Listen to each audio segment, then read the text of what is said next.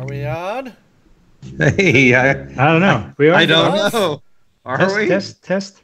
I have to make sure. It's been a month. I don't know. I don't Something seems amiss. I don't either. Someone's had to type in the chat room because I have no idea.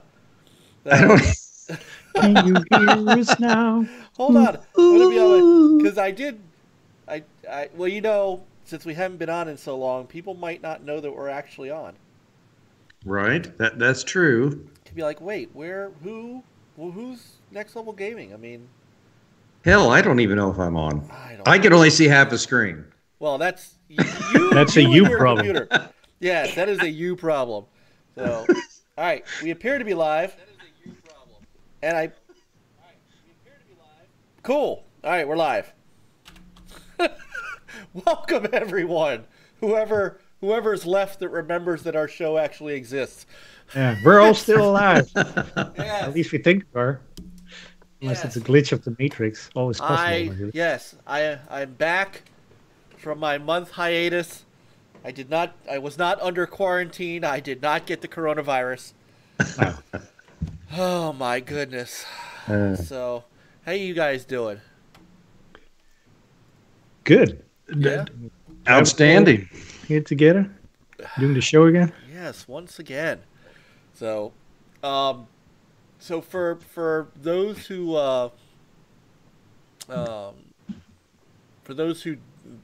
don't know, because I haven't been on social media, I haven't I had to take a forced break due to work, and while I can't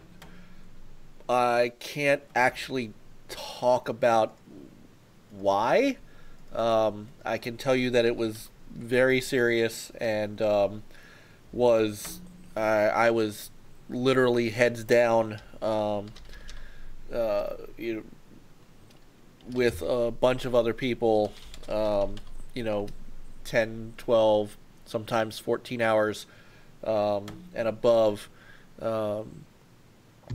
and it was just really, really difficult. So but appreciate everyone's patience while we bring ourselves back on live, and Peter and John and tonight I don't think Frankie was able to make it, and hold on, Frankie said he just got home from work, so if he wants to jump on, we'll bring him on. And Chris won't make it tonight, he's out, but Peter, John, thanks for holding tight while I go through this. It was a very difficult time, and we're just starting to get back to some normalcy. So I do appreciate the patience while we take a little unfortunate forced time off. So I couldn't even game. That's how bad it was. That's bad. Yesterday, for the first time, I used my phone to get into an Xbox party just to talk to Peter and Nate. I have not literally turned my Xbox on or my PlayStation on since the 13th of February. It's just been that bad. So, Well, Mike, things happen sometimes, and I mean, as much as we love gaming, sometimes real life gets in the way. But as you know, all of us, we're behind you, man, and so no matter what's going on, we love you and we stand behind you. So, we're ready to rock and roll here when things get back to normal. Oh yeah. So tonight's going to be kind of a free for all, because the other thing is, I don't know what the hell's been going on. Well, I got some idea what's going on. I mean, I've seen some things. I know that I know there's been some E3 developments. I know there's been some GDC developments. Everybody seems to be pulling out of GDC because of the coronavirus. So, I think there's been some news on the Xbox and PlayStation front you guys can catch me up on. But I'll try to do what I can. I'll let you guys kind of drive the topics this evening, and I'll just kind of jump in. I do have, however, John. Yes, sir. Before we get started. Oh, you did, didn't you? I got it. I found it. Yeah. It may not be the exact one that you were hoping for, but it don't matter. I've got this week's product of the week. As soon as I find it. Hold on. Where the hell did I put it? See, I've got to get back to the swing of things myself. Here we go. So, this week's product of the week. Yes. Oh, hang on. All right, hold on. Before I do that, so unfortunately, yeah, I've got to. This doesn't quite work the way I'd hoped. Hang on a sec. No, videos should be monitor and output. Did I not get it up? I guess I didn't get the audio. And Wendy's single has more beef than the Whopper or Big Mac. Here we go. All right, we're going to start one more time. Nobody's watching anyway, so. It certainly is a big bun. It's a very big bun. Big fluffy bun. It's a very big fluffy bun. Where's the beef? Some hamburger places give you a lot less beef on a lot of bun. Where's the beef? At Wendy's, we serve a hamburger we modestly call a single. And Wendy's single has more beef than the Whopper or Big Mac. At Wendy's, you get more beef and less bun. Hey, where's the beef? I don't think there's anybody back there. You want something better. You're Wendy's kind of people. Where's the beast? There it is. This week's product. I'm going to play it one more It time. certainly is a big bun. It's a very big bun. Big fluffy bun. It's a very big fluffy bun. Where's the beef? Some hamburger places give you a lot less beef on a lot of bun. Where's the beef? At Wendy's, we serve a hamburger we modestly call a single. And Wendy's single has more beef than the Whopper or Big Mac. At Wendy's, you get more beef and less bun. Hey, where's the beef? I don't think there's anybody back there. You want something better. You're Wendy's kind of people. Oh, my God. So there you go. This week's product of the week, John. That's the first time I've cried this week.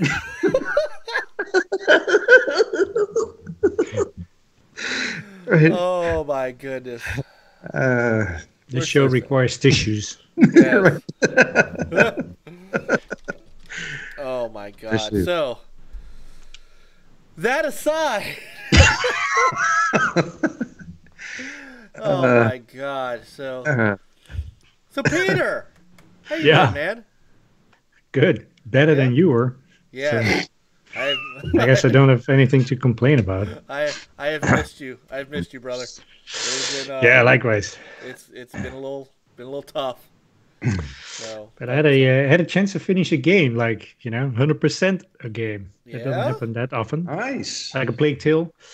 Nice. All those rats and stuff. That was a Game fantastic Pass, game. Right?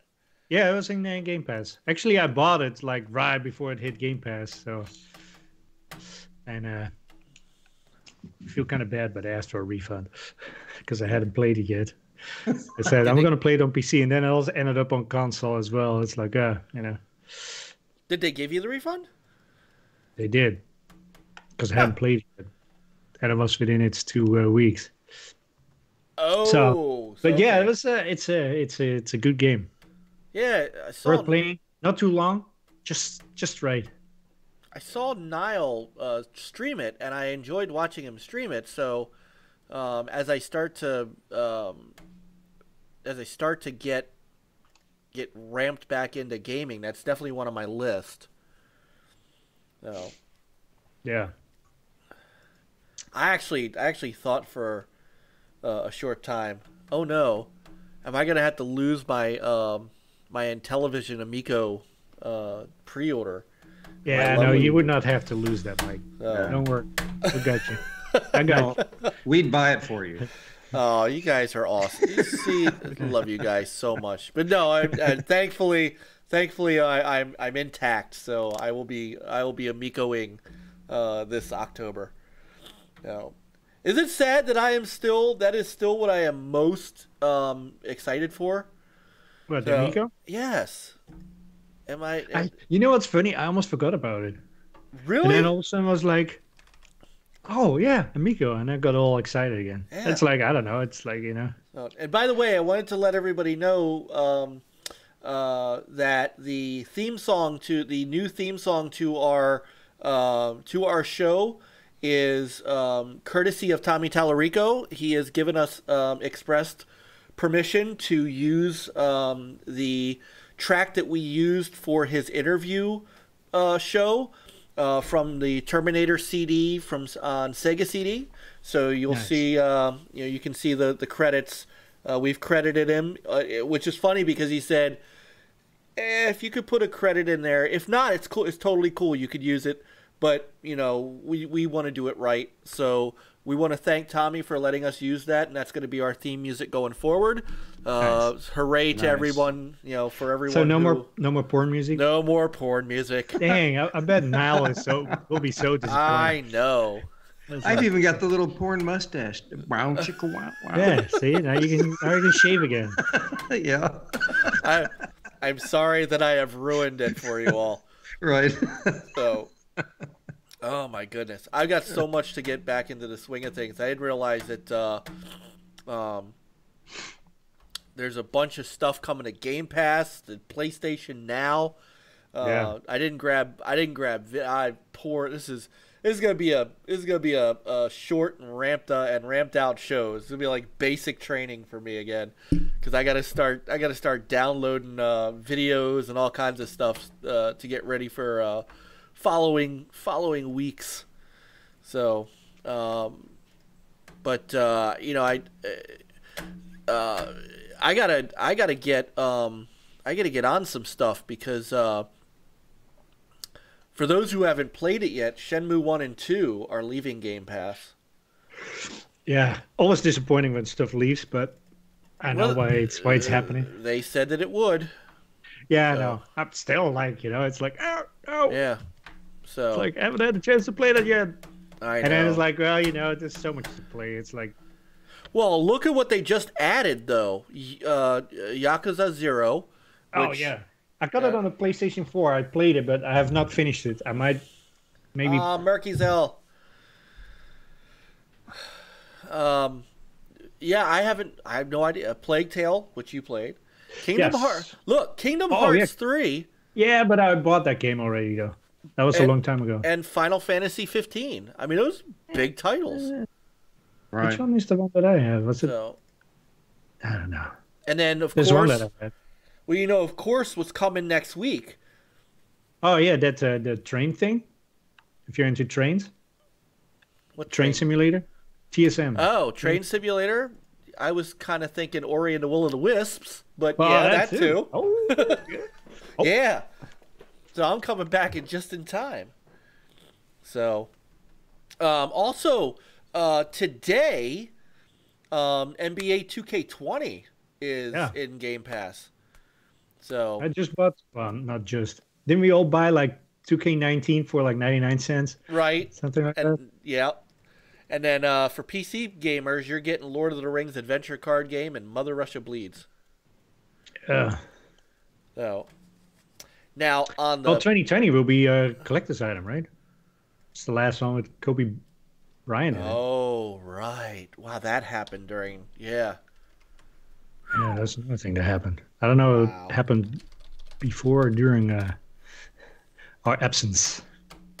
Yeah, I think it did because I remember seeing it on. I remember hearing it. That happened on Sunday during an Iron Lord show.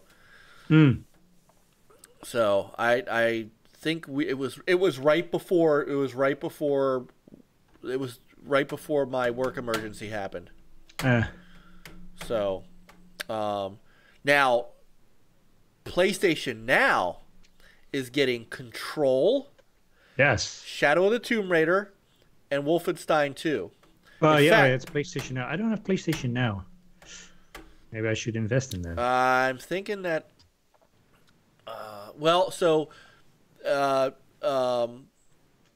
Here I'm getting on the blog. So they've announced Control and Shadow of the Tomb Raider.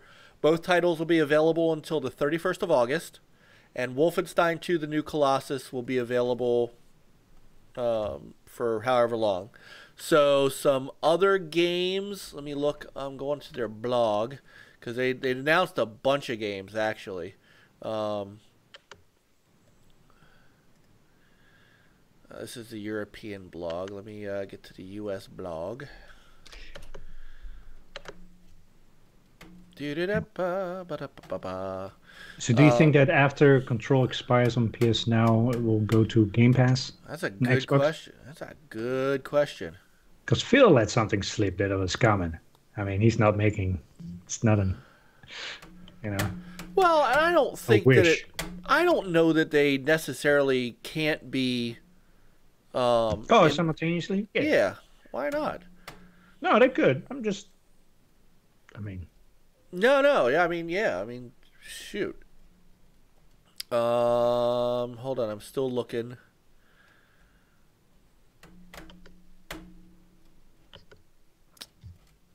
Huh. All right. Well, we do know the March PS Plus games are Shadow of the Colossus and Sonic Forces.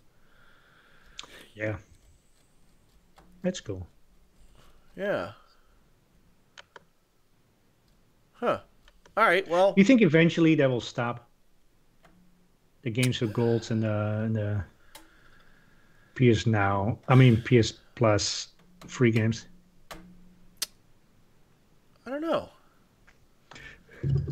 That's a good question. I mean, if more people, I don't know if it would be.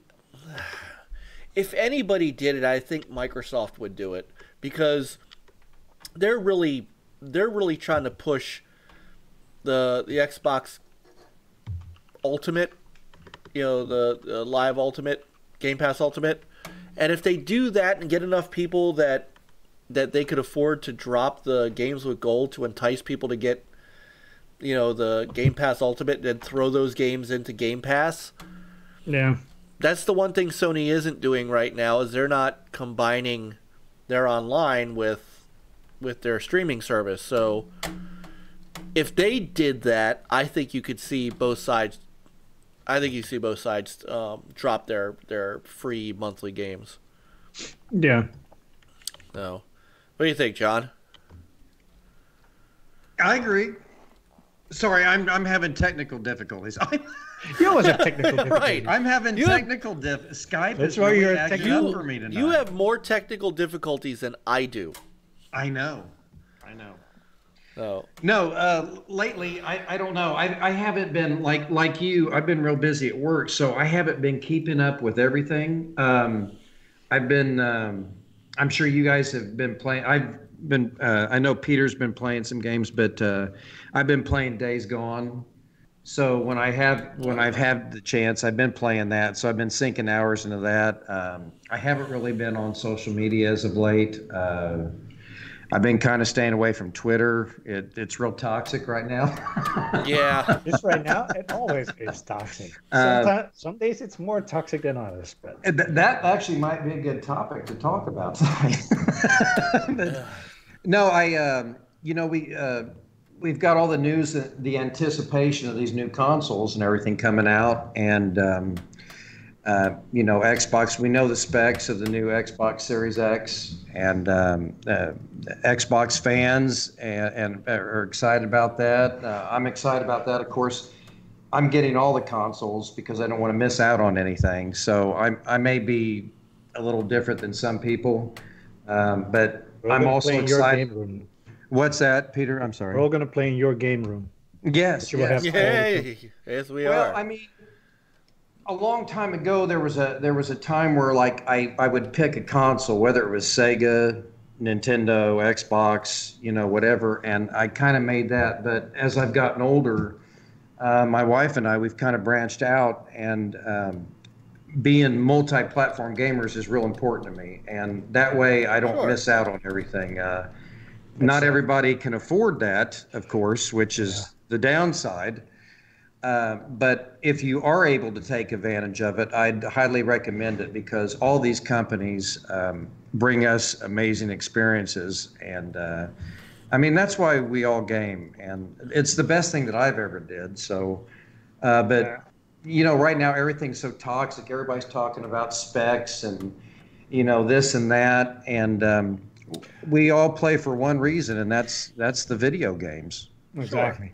Now, and now to be fair, some of this, I don't know if I can show this picture. Yep, I can show this picture. There it is. To be is. fair, Mike, I mean this did come out from Phil, so there were some things that they're still pushing, and right. So I did find this, and I found a site that tells you what what Phil's been doing. So since we are news oriented, we should discuss. And Born Distracted, welcome back, man. Thanks for jumping back in with us. Thanks for coming back on our return show. So our hiatus. So officially, for whatever 12 teraflops get you, maybe a Wendy's single, maybe a double. Not a triple? No. Not a triple. Hey, their jalapeno cheddar burger is awesome, by the way. Shizno. Thank you, brother. Thank you. Glad you're back in the chat room. Hopefully, and by the way, hopefully you guys, so a little behind the scenes that I forgot to mention earlier, we had, right before I had gone into work hell, we were testing out OBS. So as you can see, our layout is just slightly different. And as we get the rest of our members back, I know Frankie and Chris are out tonight, but when they come back, they'll come up bottom of the screen. The chat room's got a little different look to it. We're going to start putting the topics, once we're a little more feet under us again, over on the right. And we have our Twitter handles here, so you can follow us on Twitter. And we might do some other cool things on the screen as time goes on. But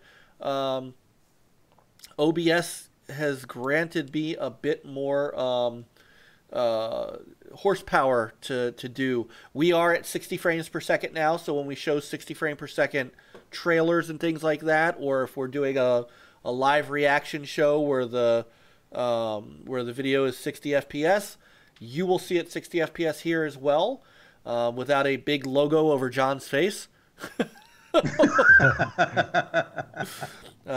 So this is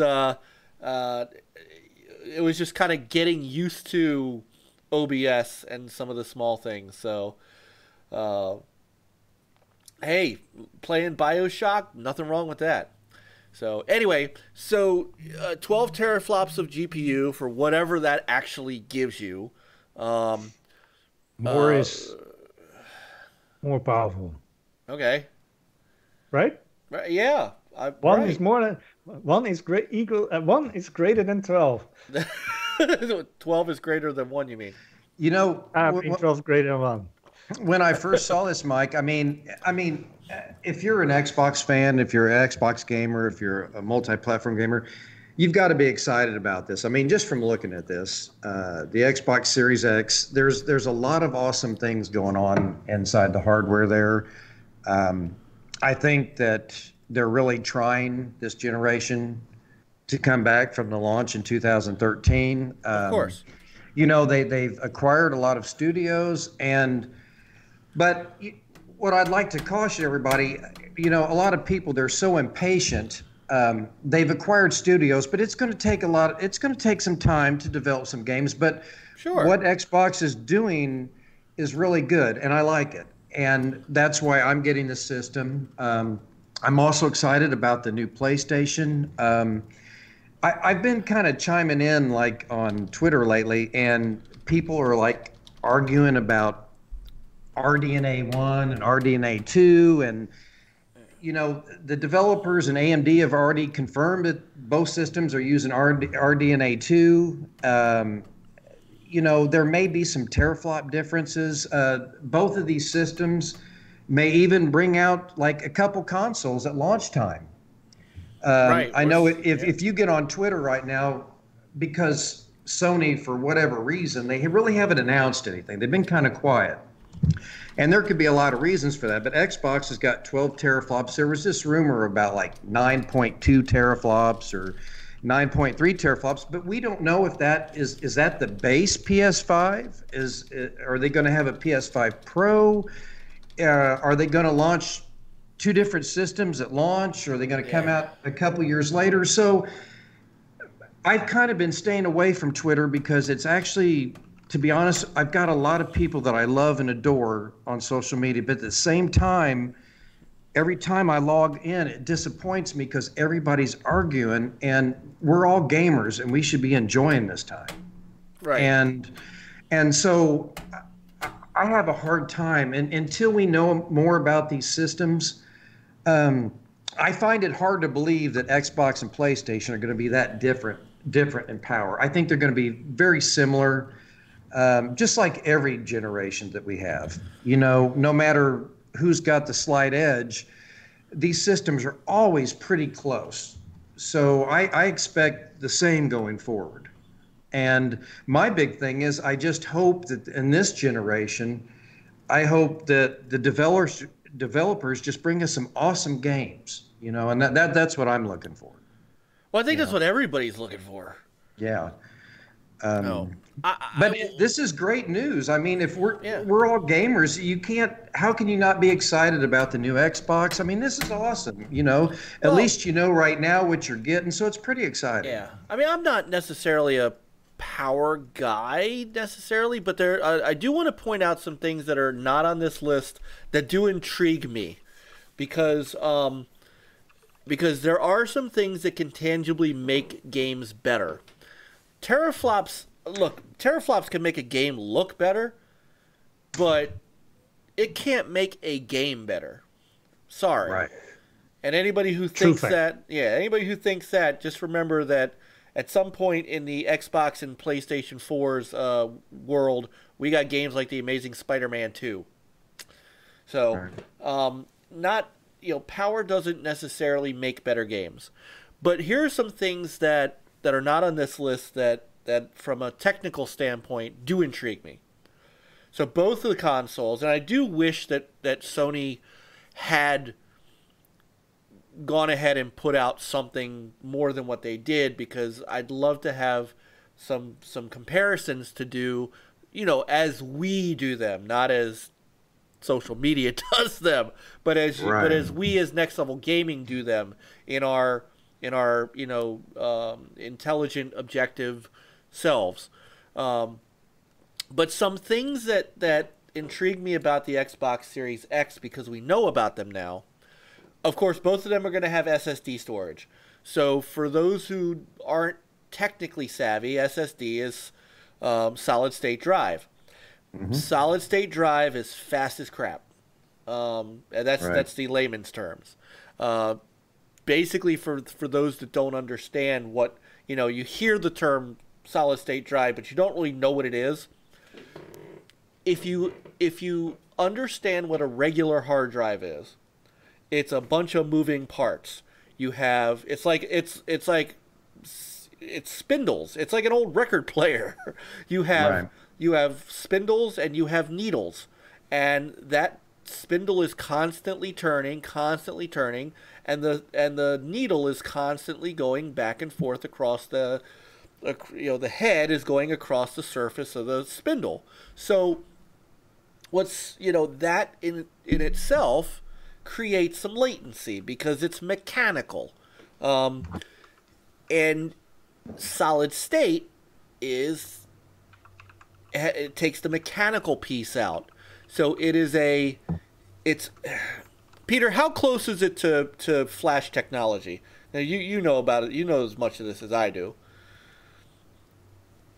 For what? Well, there's SSDs. They're faster than the SATA SSDs that right. So I mean, it's already fast. But even within those SSD cards, there are huge differences. So I don't know what it is. Well, there's no moving parts. I mean, we know moving that. Parts. It's super fast. I mean, what they say is like, you can swap between multiple games. Yes, So and it's that's stored directly to it, so it has to Yes. be pretty fast. You don't And want to sit here for like, hey, please wait. Yes. And, for and it to that's on save. this. That's on this list too. Quick resume for multiple games, which Right. is nice. So, so yeah. So you've got and this is where SSD really comes in because it's more like a flash drive. There's no moving parts, which means load times are cut in. Goodness knows. We'll get some benchmarks soon, but imagine something that used to take 30 or 40 seconds to load a level in, taking 2 seconds, 3 seconds. I mean, that's game changer for me. That's where power really shines for me. The quick resume, I use that a lot. If I'm playing a game, I like to come back to it without. That's why I use that's why I don't fully power my system off. Now, Mike, one thing, not to interrupt you, but one thing No, that was ahead. kind of interesting with these SSDs, even with that though, I've heard different rumors, but we may be looking at like 1 terabyte on these new systems. I mean, I'm just kind of guessing. I'm throwing it out there. And as you know, these games are getting bigger and bigger. I do know that Sony had plans. Of course, they haven't announced anything yet, so I mean, I can't verify this yet, but they were looking into selling some type of cartridge device or whatnot to add for memory, different sizes, to add on to where you could add on memory onto the console.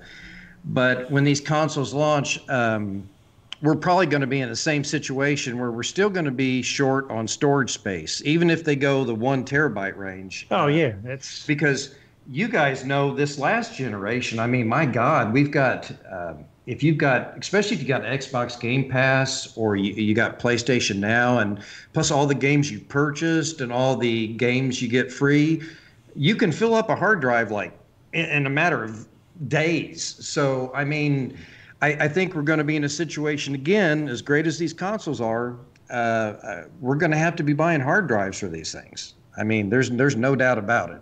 Mm-hmm. Well, yes, and that's part of that goes into the cost. I mean, solid state is great. Solid state is still a bit more expensive than regular SATA hard drives. I mean, I price these out for PCs all the time as part of my full-time job, and I can tell you that adding a solid state drive to, say, a laptop or even a desktop from Dell is an extra $150 to $200. I mean, that's just the way it is. Right. And that's for 512 gig rather.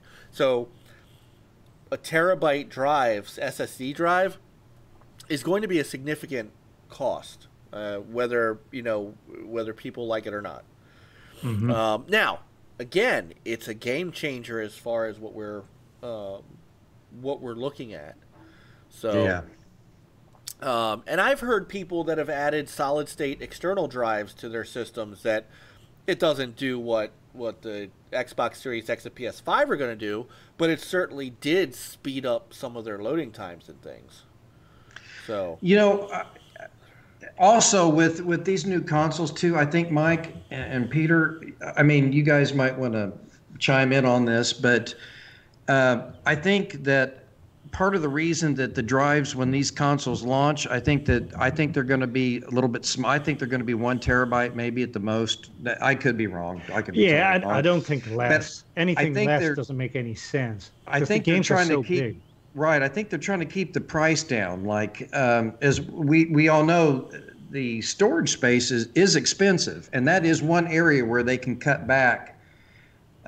With all the other bells and whistles they're giving us, I can see them cutting back on storage space. But then again, if you go back 25 years ago, and I may be the only one that thinks like this, but the Sega Saturn and the PlayStation were like $399. So fast forward 20, 25 years later, I mean, I'm fully expecting to pay $500-600 for a next gen console. I mean, and we've kind of talked about this before. There's some people say, oh, if it goes over $399 or $499, people won't buy it. But I don't believe that anymore. I think things are changing. I think that's kind of in the past. But that's just my opinion on it. I don't know what you guys think, but from all that they're giving us, I can't see where these consoles are going to be that cheap. Unless they come out with a lower end model that's like, well, for the Xbox Series X, for example, the 12 teraflops, I could see that console being, I mean, $499, $599, I could see that. Now I could see a lower end model, maybe $399 or something lower, but I think that $499 price point is kind of going to be where it's at. Well, yeah, I wouldn't be surprised to pay at least 500. Yeah. Oh, I think I think everybody is kind of resigned to that. I don't know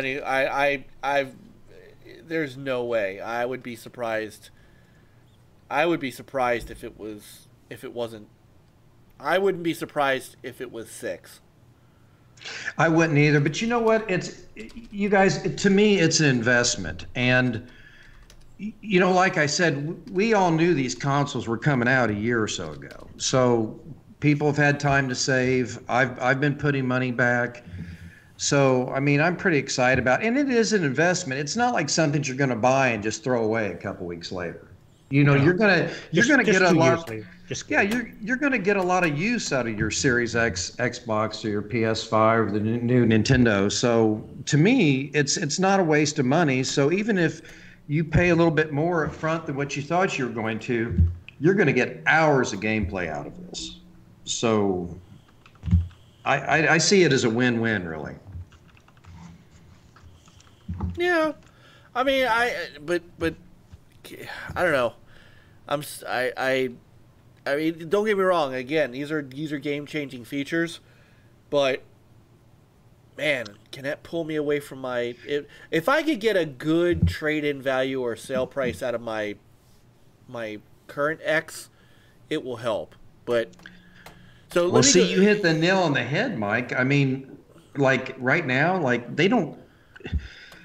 I've gotten to the point where I don't even trade my consoles in because, like, if you go to GameStop or something, they're going to give you like $125, $150. Right. And to me, that's ripping you off. I'm going to say it out loud, but I'm sorry, but GameStop's just flat out ripping people off. When you bring your console in, I mean, I would recommend everybody hold on to your PS4, hold on to your Xbox One X. Don't trade it in because you're going to get a quarter or a third of what you paid for it. Yeah. Yeah. I mean, that's just my opinion. You're losing money, Yeah. Well, so. And by the way, a couple other things that were in here. So they're working on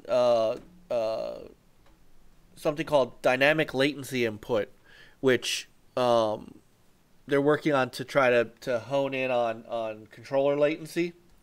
Right. The console will support HDMI 2.1, which will have things like auto low latency mode, variable refresh rate, to kind of match whatever television you have that's got 2.1. 120 frames per second support. And they are going to, so all the backward compatibility that they were working on with the Xbox 360 and Xbox are going to come forward too. So they are saying 4 generations of gaming. Our commitment to compatibility means existing Xbox One games, including backward compatible Xbox 360 and original Xbox games, look and play better before. And I think they needed to do this. I know there's still been this argument about, well, there's going to be games that don't go either way and yada yada, but Game Pass has to work across the board because, I still maintain, and I will continue to maintain, that what will happen is the gap of quality will widen enough that you'll organically want to move to the next system. But they are not going. I just don't think anybody is going to cut off and say, you know what, Halo 7 is only going to play on the Xbox Series X, and if you have an Xbox One, it's not going to download for you. I just can't see it. I will be happy. I've been proven wrong before, and I've mea culpa'd when I had to, like when the Xbox One X came out, and I thought it was going to flop, and it didn't. But I can't see it, and I keep reading things like, in addition to games from across 4 generations of console, our leading game subscription service, Xbox Game Pass, will continue to have our first-party games included at their launch, like Halo Infinite, and I just can't see people on the Xbox One and Xbox One X and S paying the same price for Game Pass and not being able to play those games because it's only playable on the Series X. I just don't think that's a corner they want to paint themselves into. No, I agree. I mean, look at PC. I mean, there are not games that can only be played on a 2080 Ti, you know? Right.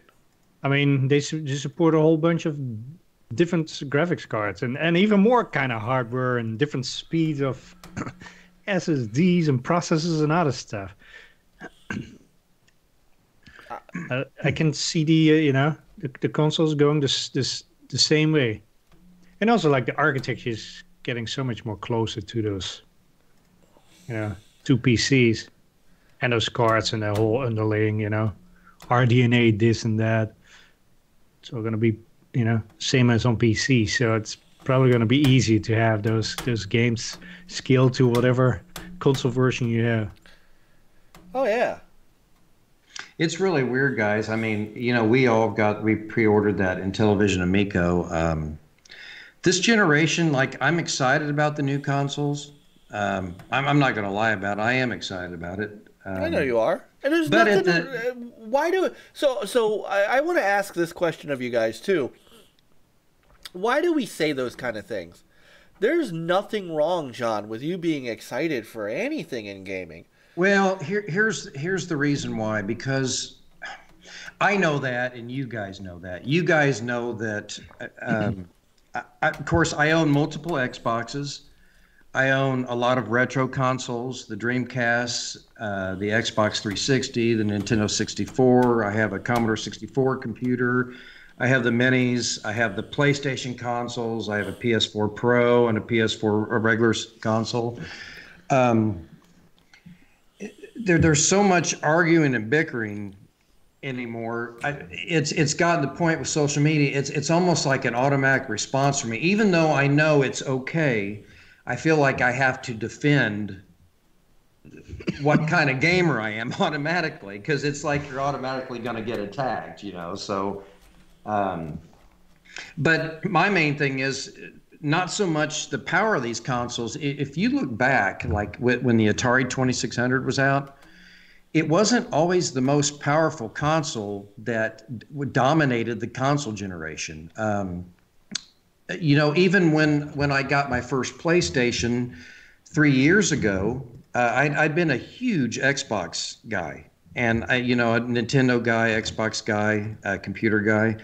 And 3 years ago, I got my first PlayStation, and it wasn't because of power, even though that the PS4 had a slight advantage over the original Xbox One in that category. That's not why I got the PS4. I got it because of something so simple. It was a baseball game. Yep.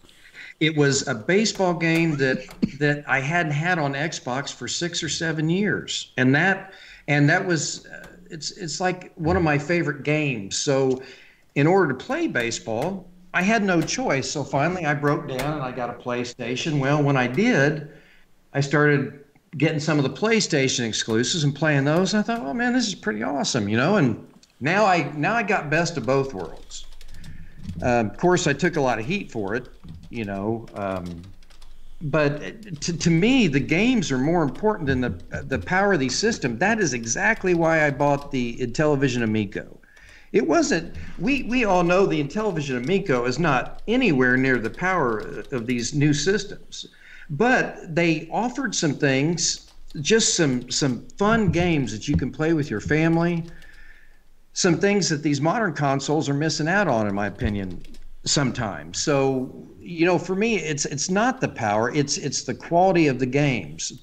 So I'm just hoping that instead of all these teraflops and RDNA 1 and 2 and who's got, you know, a few more teraflops than the other, what I want to see, and streaming services and all this other crap that I don't care about, I just want quality games. I want you to give me an experience that my wife and me and my kids and my family can enjoy that I'll never forget, like we did when we were all growing up. And that's what's most important to me. And the company that does that is going to be the most successful. And that's why I think the Amico is going to be a dark horse. Right. Yeah. Especially if they really just pump out games.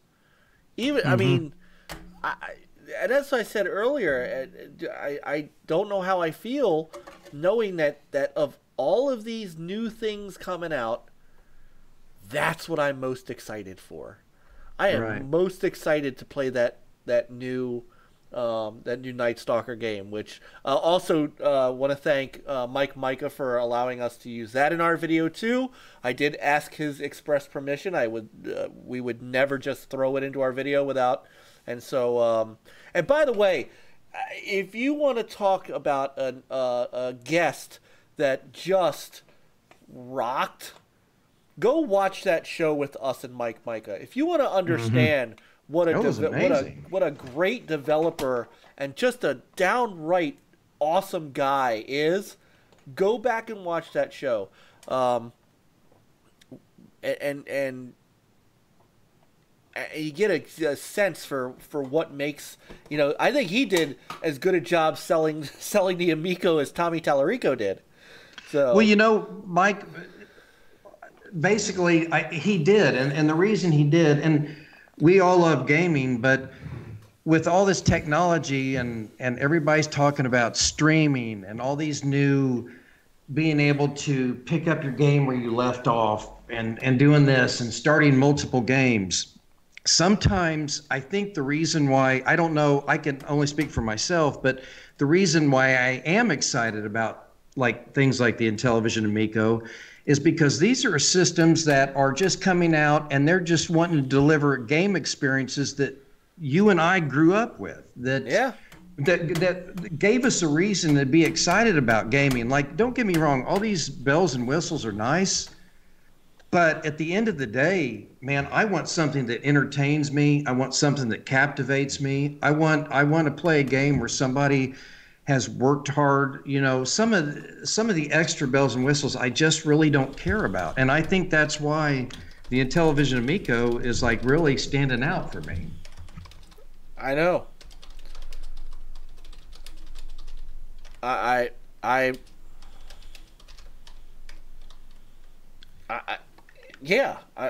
mean, it's almost like sometimes as good as technology is, sometimes technology can run things at the same time.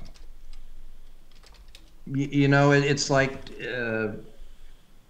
I want those things that got me into gaming to begin with. You know, when I got that Commodore 64 Mini not too long ago, and I've been playing that, and man, I've been playing summer games and winter games, and when I heard the music, and Peter saw the video, but I kind of got chills when I started hearing that, man. And of course, the graphics are nothing like we're seeing now, but man, it brought me back years ago when I started gaming and when it was pure and simple and fun, and I actually enjoyed that. And that's something that we kind of miss today when we're playing these games. I know. Oh, I know. That's the most important factor to me. It's like, what's the fun factor? You know, I need to have fun with this game. If it's not fun, it can have all the eye porn, you know. Right. There is, but that's not gonna do it. No, not for me. Oh. And Bored Distracted said TurboGrafx Mini is almost here. I forgot about that. Oh yeah. Oh, that's right. I pre-ordered that one a long time ago. Did you really? Oh wow. Yeah. Well, I never had any of those, so it's like now it's Right.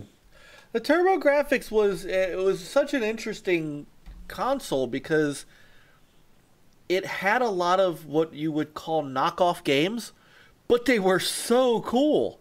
Like Bonk's Adventure. I mean, you don't think of that as like a mascot game, but there it is. And it was some great stuff on the TurboGrafx. And then I think they had at the time one of the best handheld solutions with the what the hell was it called? The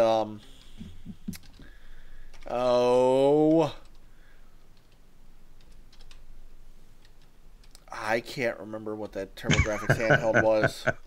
Hold on, I'm looking it up. I can't either. I know what you're talking about. Yeah. Turbo Express. Yeah. I mean, it was basically the thank you board, and we hit it at the same time. I'm thinking of Street Fighter right now, where it's like Street Fighter Turbo Express Mega, Right. Yeah. Well, I think that I do know that Street Fighter 2 came to the PC Engine. So it was called a PC Engine in Europe and in Japan, but over here it was called TurboGrafx. It was, yeah, I mean, the Turbo Express was basically like the Nomad, the Genesis Nomad, but it actually worked really well. Not that the Nomad didn't, but the Nomad was like a battery sucker, and the Turbo Express was not. It was actually really impressive. I remember having one for a short time.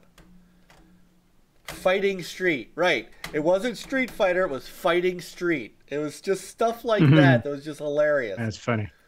So, but it was good stuff. See that's the stuff.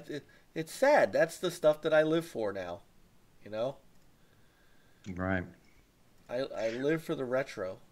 Well, and this is kind of, it's not really off topic, but since we're kind of free willing the show tonight, there's been all this talk about, there's been this coronavirus deal. And I think what's really been upsetting to me is I've been on social media, Facebook, Twitter, different things. And some people are really making light of this. Like, there are people actually dying from this virus. It's spreading like wildflowers. It's like in Italy, it's like reaching out real far. What's that, Mike? Sorry. My son was saying goodnight. Oh, and we've got cases here that are showing up in America, and some of these like electronic shows and technology, they're canceling or backing out. And instead of people being reasonable and understanding why they're backing out, people are kind of mad. And to me, that really bothers me, because that tells a lot about someone. Like, people's safety is far more important than these consoles, these consumer electronic shows. And if you're putting video games and consoles above that, you've got problems. There are a reason why these companies are backing out of this. Yes. And I just wanted to put in a little plug there, because I know how much we love the games and we want these consoles to launch, and we're all excited about it. But in the end, man, people's lives are far more important. Yes. Well, than these plastic boxes. Well, look, I mean, look what happened to. GDC 2020 was canceled. Just totally canceled because Sony, Microsoft, Oculus, I remember Square Enix, they all pulled out because they're concerned, and so they have decided to postpone the conference. So that they'll probably have it next year, but I don't think they're gonna. Well, they say they're gonna try to host a show in the summertime, but we'll see. Right. We'll see. Super Cooper, yes, we're back. There they are. So now there's Project Jeff too. I know. I saw Jeff earlier. Now, Here's something else, and Shizno was just putting this in. If E3 gets canceled, look, E3's going down, but it's not going down because of coronavirus. So at 5 o'clock today, so I don't know if you guys know this. I did know this while I was out. There's a company that makes these game collectibles called I Am 8-Bit. Have you guys heard of them before? Yes. They've backed out. Yes, they were the creative directors for E3. Today, I Am 8-Bit said it is with mixed emotions that I Am 8-Bit has decided to resign as creative directors of what was to be an evolutionary E3 floor experience. So they had brought them in to try to make E3 cool again, and I don't know why, but they're out. Well, So, this is a little improv, Mike. I've got to get a little prop. Hang on just for a second. go ahead. While you're doing that, I'll also just remind people that that Jeff Keighley. Hold on. What do we got here? That's how he's battling the coronavirus. With You his there? shield. Yes. Yeah. This is how I'm battling the coronavirus. It's my Captain America shield. Come get me. I'm gonna throw bats at you. That's right. This is going to stop it. Oh my God, that's awesome, man. Yeah. You've got some cool props back there. I Oh, love man, I love your gaming room. Dude, I'm a big nerd, man. I have been, and like I turned 47. I'm the same age as Peter, but I turned 47 years old this year, and I'm getting more like a kid, man. I keep buying more toys, and How am I the young one of the group? I don't know. I don't know. I'll be 46. I'm the kid. Dang, such a youngster. I know. That's why, well, when we did the show tonight, and we were discussing what topics to talk about, you know, there was so much going on with this coronavirus, and people are arguing about consoles on social media.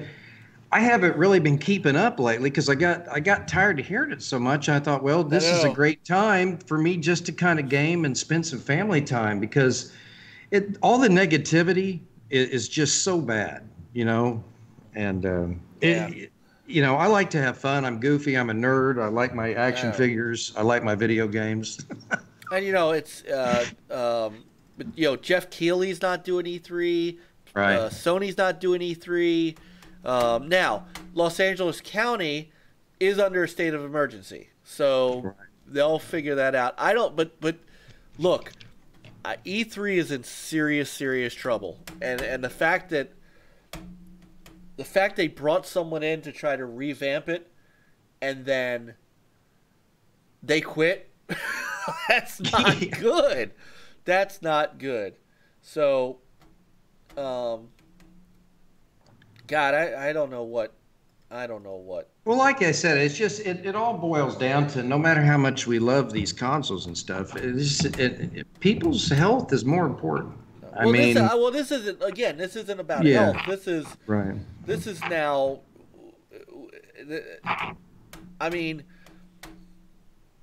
this is bad news for a show that I spent 10 years going to. Right. Oh my goodness. Well, it's like, you know, it's like when we talked about. We were going to talk about the streaming service and stuff one night, you know, but we've been off the air for a few weeks. You know, there's just a lot of things that, the way I see it, there's the future of gaming. There's some things that are changing, but there's some things that I don't like about that change. Not all of it's good, in my opinion. You know, I know, and you've made that you've definitely made that that point a few times, and it's understandable. I mean, like I said, it's kind of like the Pied Piper. If there were 100 people and 99 of them were ready to jump off the bridge and say, yeah, streaming's the best thing in the world, I'd be the one guy that says, you know what, I don't really care for it that much. Right. And but I have that right, you know, of course you do. That's the way after 38 years of gaming, streaming really wasn't a big deal for me. So I think the quality games are more important. Well, I mean, the games are more important. It's just how you get to those games. Speaking of that, Peter. Yeah. Project xCloud on iPhone. Have you played with it? I did a little bit, and the only thing we have is Master Chief Collection. Really? Yeah.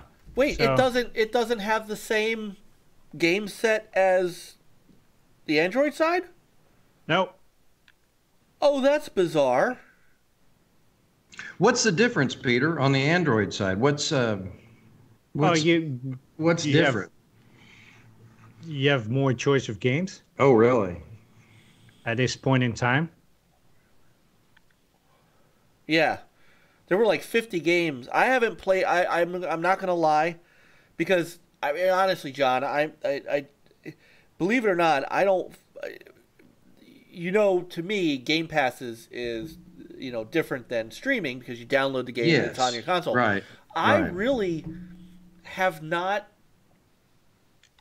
put a lot of time into xCloud other than when we were doing our demos. Right.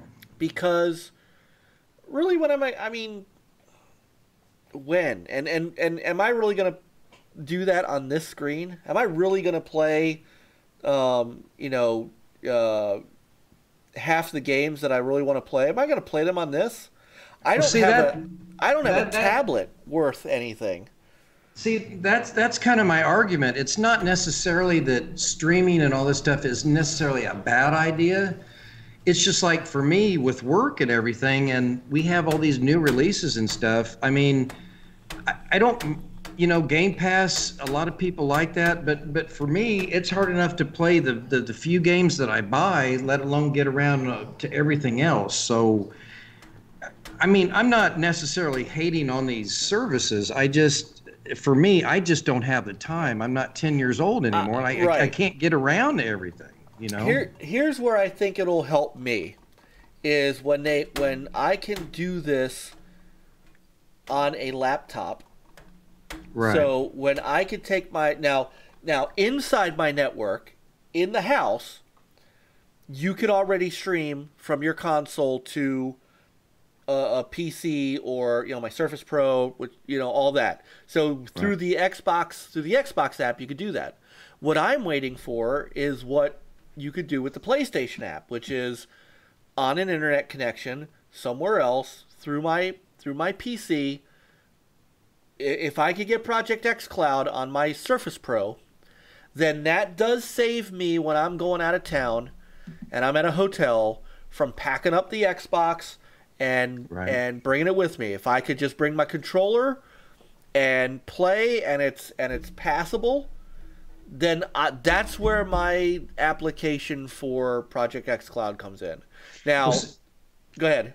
There was somebody a couple weekends ago. I know we were kind of talking about this or shuffling around these ideas, and somebody mentioned that they like stuff like this because they can take stuff to work and play it and this and that. But like right now at my work, because of everybody so glued to their cell phones recently, like my wife and I right now, because when you go out to dinner, you'll look at families and they're not talking to each other. They're on their cell phones. Families will sit in the same room with each other and they'll text each other instead of talking to each other. And like at work, they've cracked down on the employees at my job that are working, like the production workers. I'm an electrician at work, and it's my job to keep the robots running, the machines running, to service any kind of equipment, to install new equipment, to calculate transformer sizes and all kinds of things. Well, we've got production workers at work that are busy on their phone playing games and doing this, so they've cracked down, and we've got this new RF policy where they don't want people to be on their phones as much because people are getting hurt, they're not paying attention.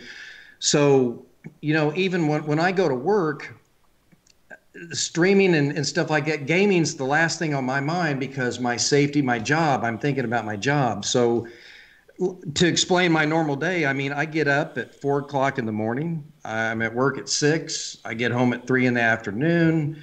I spend some time with my wife. We figure out what we're going to do for dinner, and I get a couple hours a night of gaming. And that's if I'm not too tired. So that's why I'm not into some of these services. That's why I don't buy the PlayStation Now. That's why I don't buy the Xbox Game Pass. But there were some people that were asking me, what about gaming at work? But I just don't have the time to game at work. You know, I got to focus on my job. So that was just to answer. Somebody had asked that a few weeks ago when we did our last show. Okay. Well, what I was going to say too was, you know, where the Apple side of things has an advantage is, Right. you know, the iPhone and the iPad have the same OS, as does a Mac. So Right. I would be interested once the xCloud comes out, if like people on Mac and people on iPads, I mean, they'll have the easiest time. Right. Whereas, you know, again, I need a PC app for this. Right. You know, so the streaming doesn't do it for me on a regular basis. So it's only a confined, specific application Right. that it really makes sense for me for. So now Shizno makes a good point too. If it could be an app for a smart TV, that would be interesting. And I could see it. See, I could see that if you had your Xbox or your PlayStation in. Well, they kind of did that with PlayStation with the Sony. Oh, TVs. they did, right? But they had the app, you know, right? Which I never really used though. But I could see using it like if I could use it upstairs in Right. my, you know, if I had a smart TV upstairs that I could load the app on, and my console's downstairs. And I used to do that with the Xbox app. I used to have my and I had pictures of it, you know, that I took and put on Twitter. You know, where I'm upstairs, the fireplace. It's 6 feet of snow outside, and I'm by the Right. warm fire, and I'm playing. You know, I'm playing on my Surface Pro, and I'm playing Xbox because it's downstairs. That would be cool if that was a smart app on a TV where you just launch xCloud and you could stream from downstairs upstairs. I guess that would be cool. Well, and also probably because I'm getting older than sin. I mean, I'm 47 and my eyesight's not as good as it used to be. So, like right now, I'm not wearing my glasses, but usually when I'm gaming, I have to wear my glasses. I can't wear my contacts because my eyes get too dry, but normally I wear glasses. That's why I'm wearing glasses right now. So I don't, it's like the Nintendo Switch, even though it's portable and I can play on the problem is it's hard on my eyes. So I primarily play the Switch in docked mode. So I'm just kind of like your normal console gamer, man. I play, you know, on a 50-inch television with all my consoles, the Switch, the PlayStation, the Xbox. And I don't want to play on my phone. I don't want to play on my Switch as a handheld because, well, number one, the screen's too small. And when you're like playing a racing game or something, it cuts sections of the screen off and everything's so small, you're not getting that full screen, you know, enjoyment. And it is harder to see, especially when you get older. I mean, maybe if I had the eyesight of a 12-year-old, you know, but I don't have that anymore. So, Right. I mean, I just like to be able to sit down in front of my TV, you know, sit on the couch, probably like you guys, or game casually. And that's kind of me right now, you know. I don't disagree. I don't disagree with that at all. You know, The Switch is just awful hard. I've tried it. And for example, even the Switch, the little Joy-Cons, I've hated those Joy-Cons. Like the first thing I did was buy the Pro controllers for that system because I told my wife, I said, look, I love the Switch. I like the Nintendo Classics, but these Joy-Cons are horrible. They got to go. So I bought the Pro controllers, and they're actually wonderful controllers. But anything, you know, just playing little on a phone. I mean, I can't stand playing on my phone. My wife, she'll get on there and she'll play. She's got like 20 versions of Candy Crush. And we'll get up, we'll be getting ready in the work tomorrow, and she's like glued to her phone, you know, playing Candy Crush. And I'm not a phone person guy. I can't get into it. It's not the same thing. Yeah, I've done a couple of phone games. Just if I'm sitting in bed and I want to, just relax for a few minutes. I don't do Candy Crush, but I just like Toy Blast and little wordscapes is what my wife and I do. And I'm upstairs. My wife's always coloring in. She does the paint by numbers thing. Game. Oh, my wife does that too. That's kind of interesting, but I don't do that. But yeah. Yeah, I can't. I can't do that. So but there's a market. There is a market. And now that you mention that, Mike, and that seems like all these companies, whether it's Microsoft, Sony, Google, Amazon, it seems like, to me as a gamer, this is the sad part of it. It seems like they're more worried about capturing that market, though, than some things that they should be worried about. And I don't mean that in a negative way, but it just seems like they're trying to find any other way of bringing in some kind of money with some other method than bringing the quality games. And that's a concern to me. They've got 15 studios making games. I don't think games are going to be a problem, but at the same time, but you know what I mean. I mean, you can't. It's like having too many pokers in the fire. Like if you're trying to do, even if you're a big company, if you're trying to complete 30 different tasks, you're not going to do that as well as doing 12 different tasks. Well, and I agree with that. But when you're a large enough company that you can dedicate teams to those tasks, that's when you can. Remember, Microsoft is not they're not an indie developer. They're not. I mean, right. They've got a hardware team. They've got a team that's dedicated to xCloud and that kind of stuff. That's different than their development studios. So I don't mind the diversification because they want to get all the more people they can get touching their games, the more of those games they're going to sell. I kind of understand that in the way that if they can get people, think about this, if they could get people paying for Project xCloud to be able to stream those games, right? Think about this. We know that the quality isn't necessarily going to be like owning the game. I think we know that. I think anybody who understands the difference is going to know that. I mean, there's still the whole, streaming on Netflix is still not like owning the DVD or the Blu-ray. It just isn't.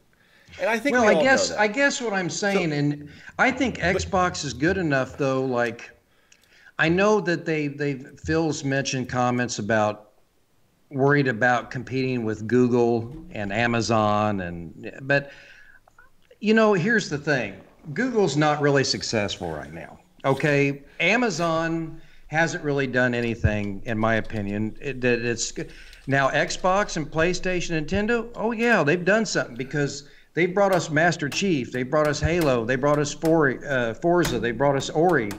These other streaming services haven't done what Microsoft and Sony have done and Nintendo.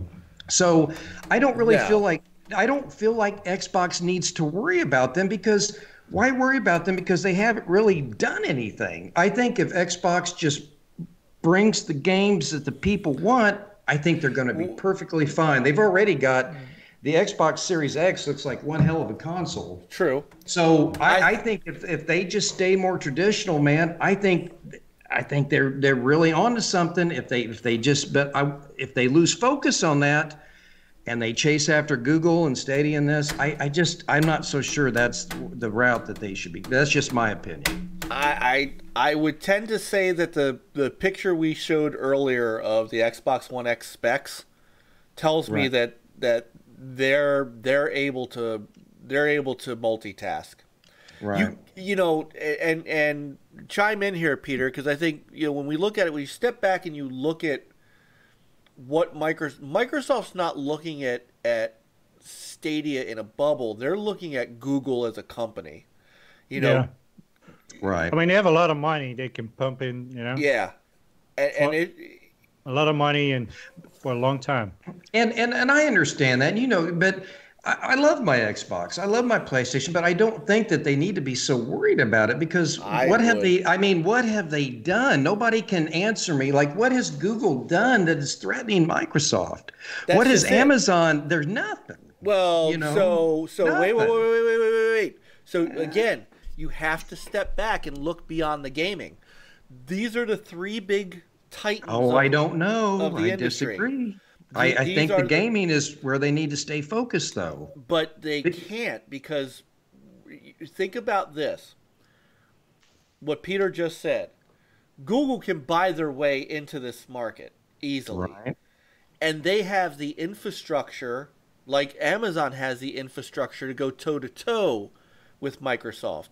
No. Are they doing anything right now? No. And does Stadia look like it's going to flop hard? Yes. But Microsoft, as a company that is in the cloud space, because that is one of their core products. Well, I guess what my question is then, but you're talking Xbox from a company standpoint, not just the gaming part of it. What I'm asking is Microsoft more worried about it from a company stance or from a game? I'm talking specifically about gaming.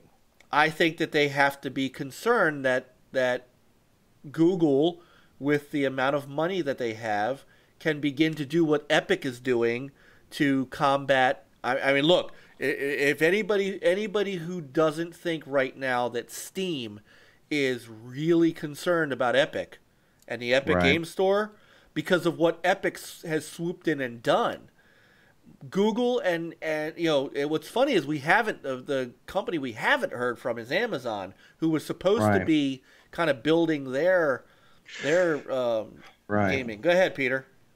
No, I mean, look what Google is doing. I mean, they're buying now studios and stuff. Right. So they have, that's the way to go for their subscription services, whatever it is. And that's, you guys know what I mean, though. I'm just saying that my love for Xbox and Sony and Nintendo, like they've solidified their presence in the gaming industry with wonderful games that we have grown up with and we've played with. And Google and Amazon, they can buy whatever they want.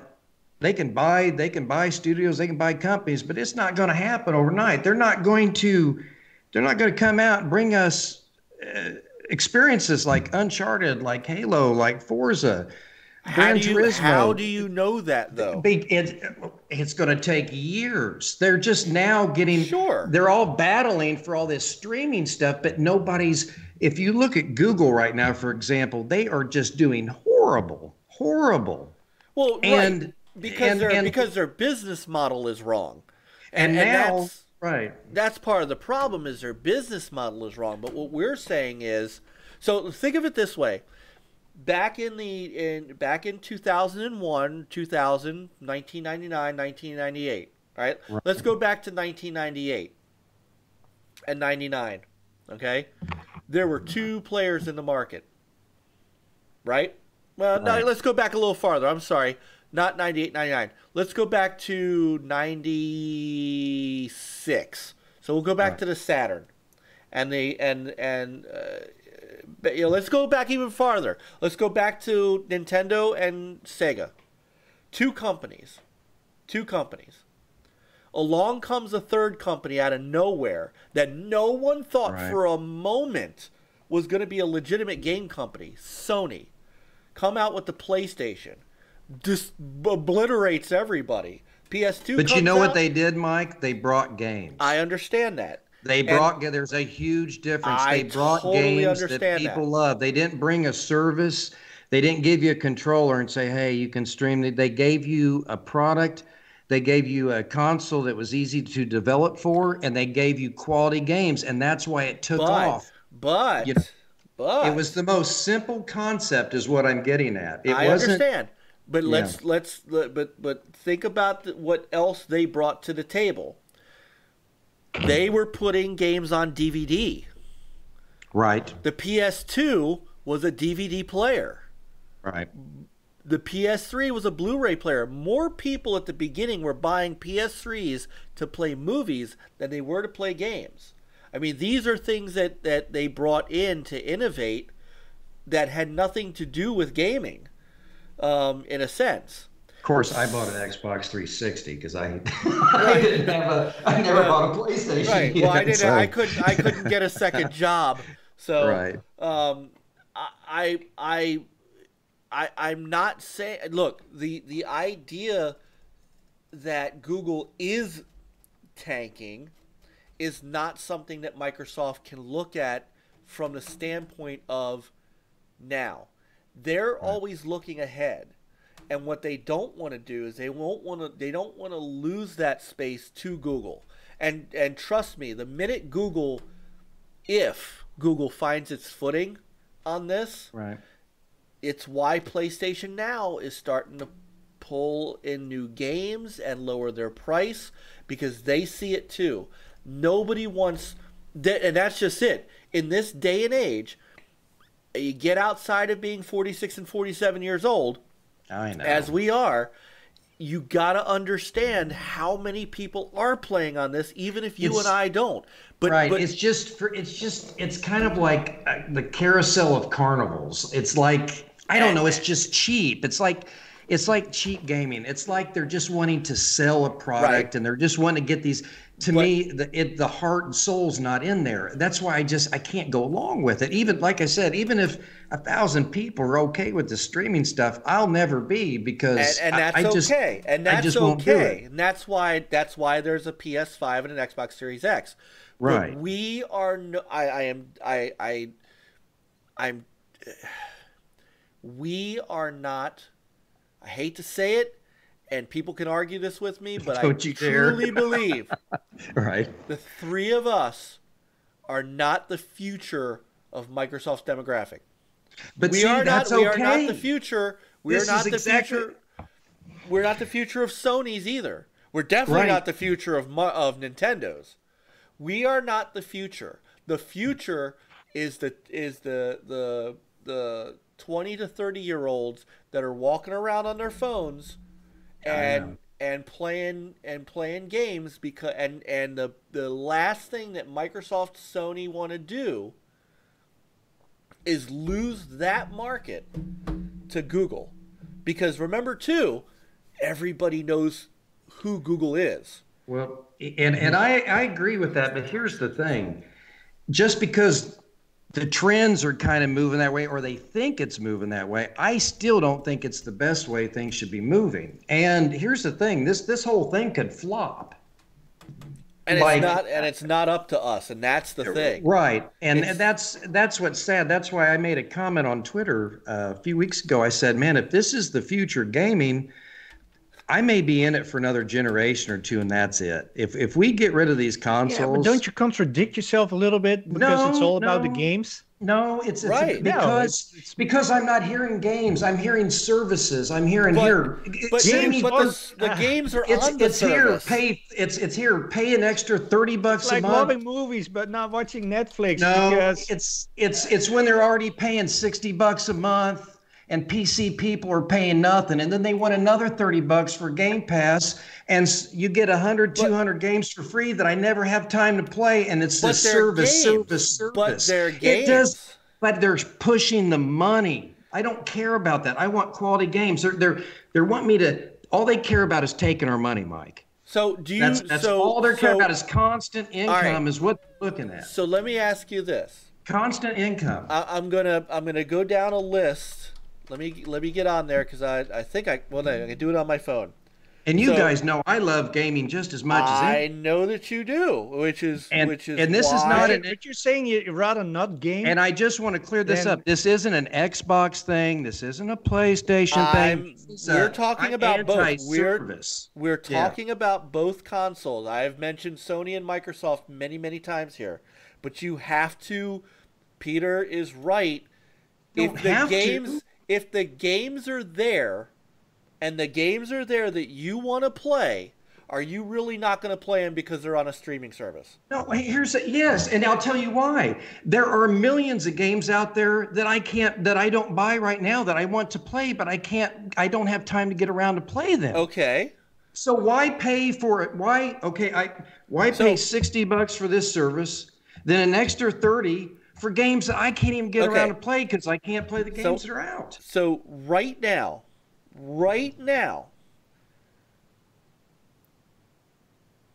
coming. Let me just do. I'm trying to get through. And nobody has yet to show me. Like, I would rather give the developer. I'd rather pay the full price. And people say, oh, here's the thing: these services are great for gamers because they're getting their games basically for free. But I don't think it's great for the developer. I'd rather give the developer. I mean, why? I don't. How You do guys look at do the have developer's any, pocket? Where does the money go? Can anybody tell me where Hold on. Let Peter finish because I know he knows a bit about this. Yeah, I mean, we don't know how developers get paid. I mean, they're not putting up their games if they won't get anything for it. I mean, why would they do that? That would be stupid. Nobody's saying, like, here's my game, put it on your service and I don't make any money. Here's the thing I don't understand is why people don't understand why I don't want to pay for something that I don't have time to play. What is so hard? What is so hard about that concept? Because you might have time to play it later. You're mixing apples and oranges. And talk all the time about how we don't have money to buy these new consoles and we don't have money to this, but we got money to pay for services that we're never because the services are cheaper. Let me look. It all adds up, Mike. What is Game Pass on the year? All right, plus your Xbox Live. Hey, guess what I've got? I got the calculator out. You can't see it. Oh, no. I got the calculator out. Remember the calculator? Remember the calculator? I got the calculator out. All right, Game Pass. Here's the thing. I just want to clear up. I'll let you go. I just want to say something. I just don't like giving my money to something where I'm speaking for me personally. I don't have the time to take advantage of these services, so why would I shell out my hard-earned money for something that I'm not going to use? Here's why that's one thing. You don't want to, you don't have time to play all the games. And so I know I'm not the only person I can understand out there. I'm not the only person out there that feels the same way. No, but you're saying that, and then you're saying, like, once everything is streaming, I'm not going to game anymore. Yeah, that's true because when I first started gaming, Peter, the reason why when we were kids, we were so excited to buy that's why I got the Intellivision Amico. Now, if Tommy Tellerico would have got on the show and he said, here's your Intellivision controller, it's wireless, and you can just turn on your television and we can stream all these games. You can play from cell phones, you can play from your smart TV, you can play from your smart refrigerator. I would have said, hell no, Tommy, keep your money. He brought out a console that I had that I can relate to, an attachment to. That console, that's why I buy the games. And that's great. But I'm just saying, I wouldn't have bought the Intellivision if it was just a streaming device. But if you're going to leave on the table because you want quality games, right? You want quality games. So I'm going to answer your question for you. Okay. A year of Xbox Game Pass Ultimate, which gives you PC and console and your Xbox Live, is $180 a year. Okay? Now, the average game is how much? $60. Okay, $60. So that is... Oops, I went the wrong way. That's not. But $180 a year, that's almost $200. Why are people whining and crying about a $399 console? Because they can pay $200 a year, but they can't pay $400 for a console. But that's my point. But what you're missing is at $60 a game, okay? For $180 a year, at $60 a game, that's 3 games, right? Right. I don't know anybody outside of maybe who in an entire year of Game Pass is only going to play 3 games out of it. So think about this. You have I'm just going through the list of games. Now these But I are mean, you guys would Kingdom be Hearts but- 3. All right, Kingdom Hearts 3, Yakuza 0. I mean, we just talked about these as came out. Gears 5, Sea of Thieves is still in there. Mortal Kombat is still in there.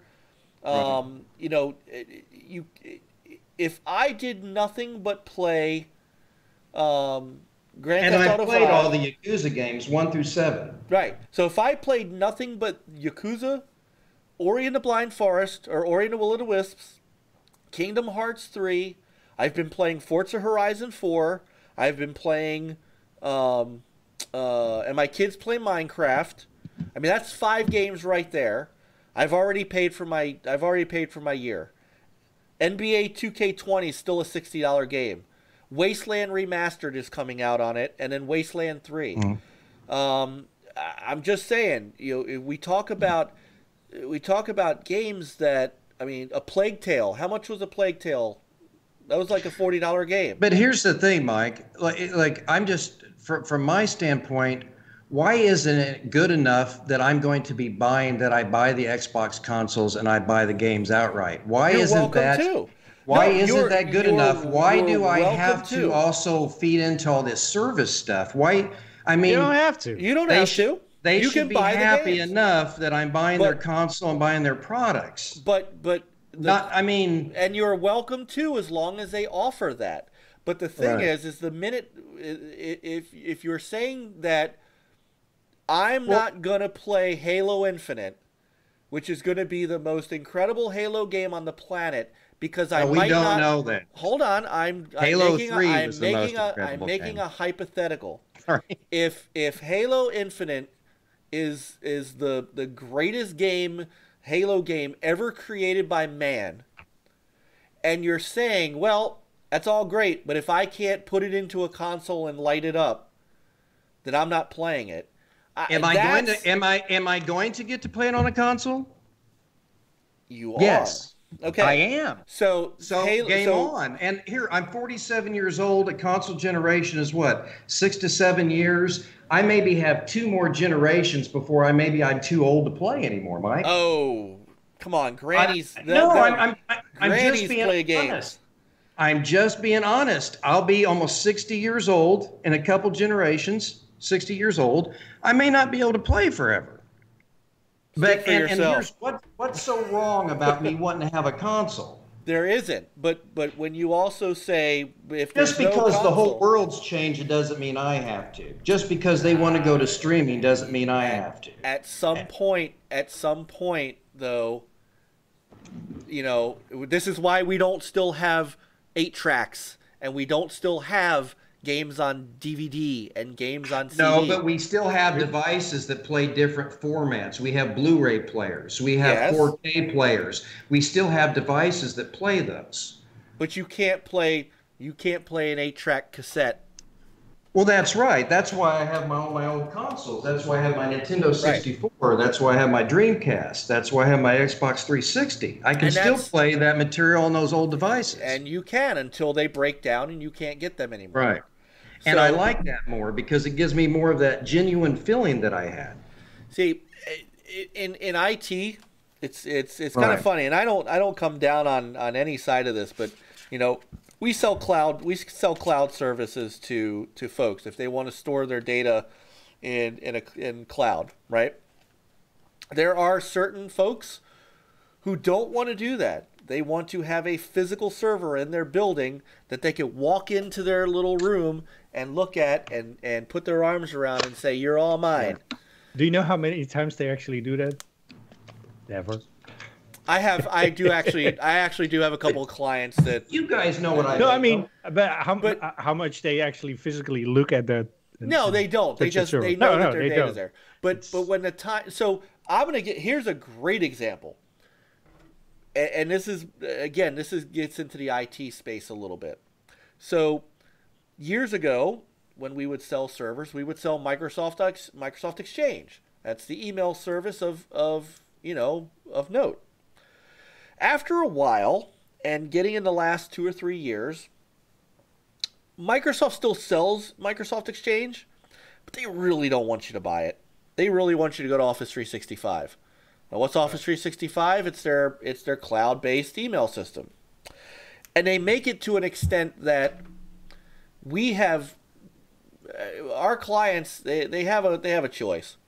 They can either pay an extraordinary amount of money for licensing and all that stuff on a system that really doesn't, it really isn't great for them, or they go to Office 365.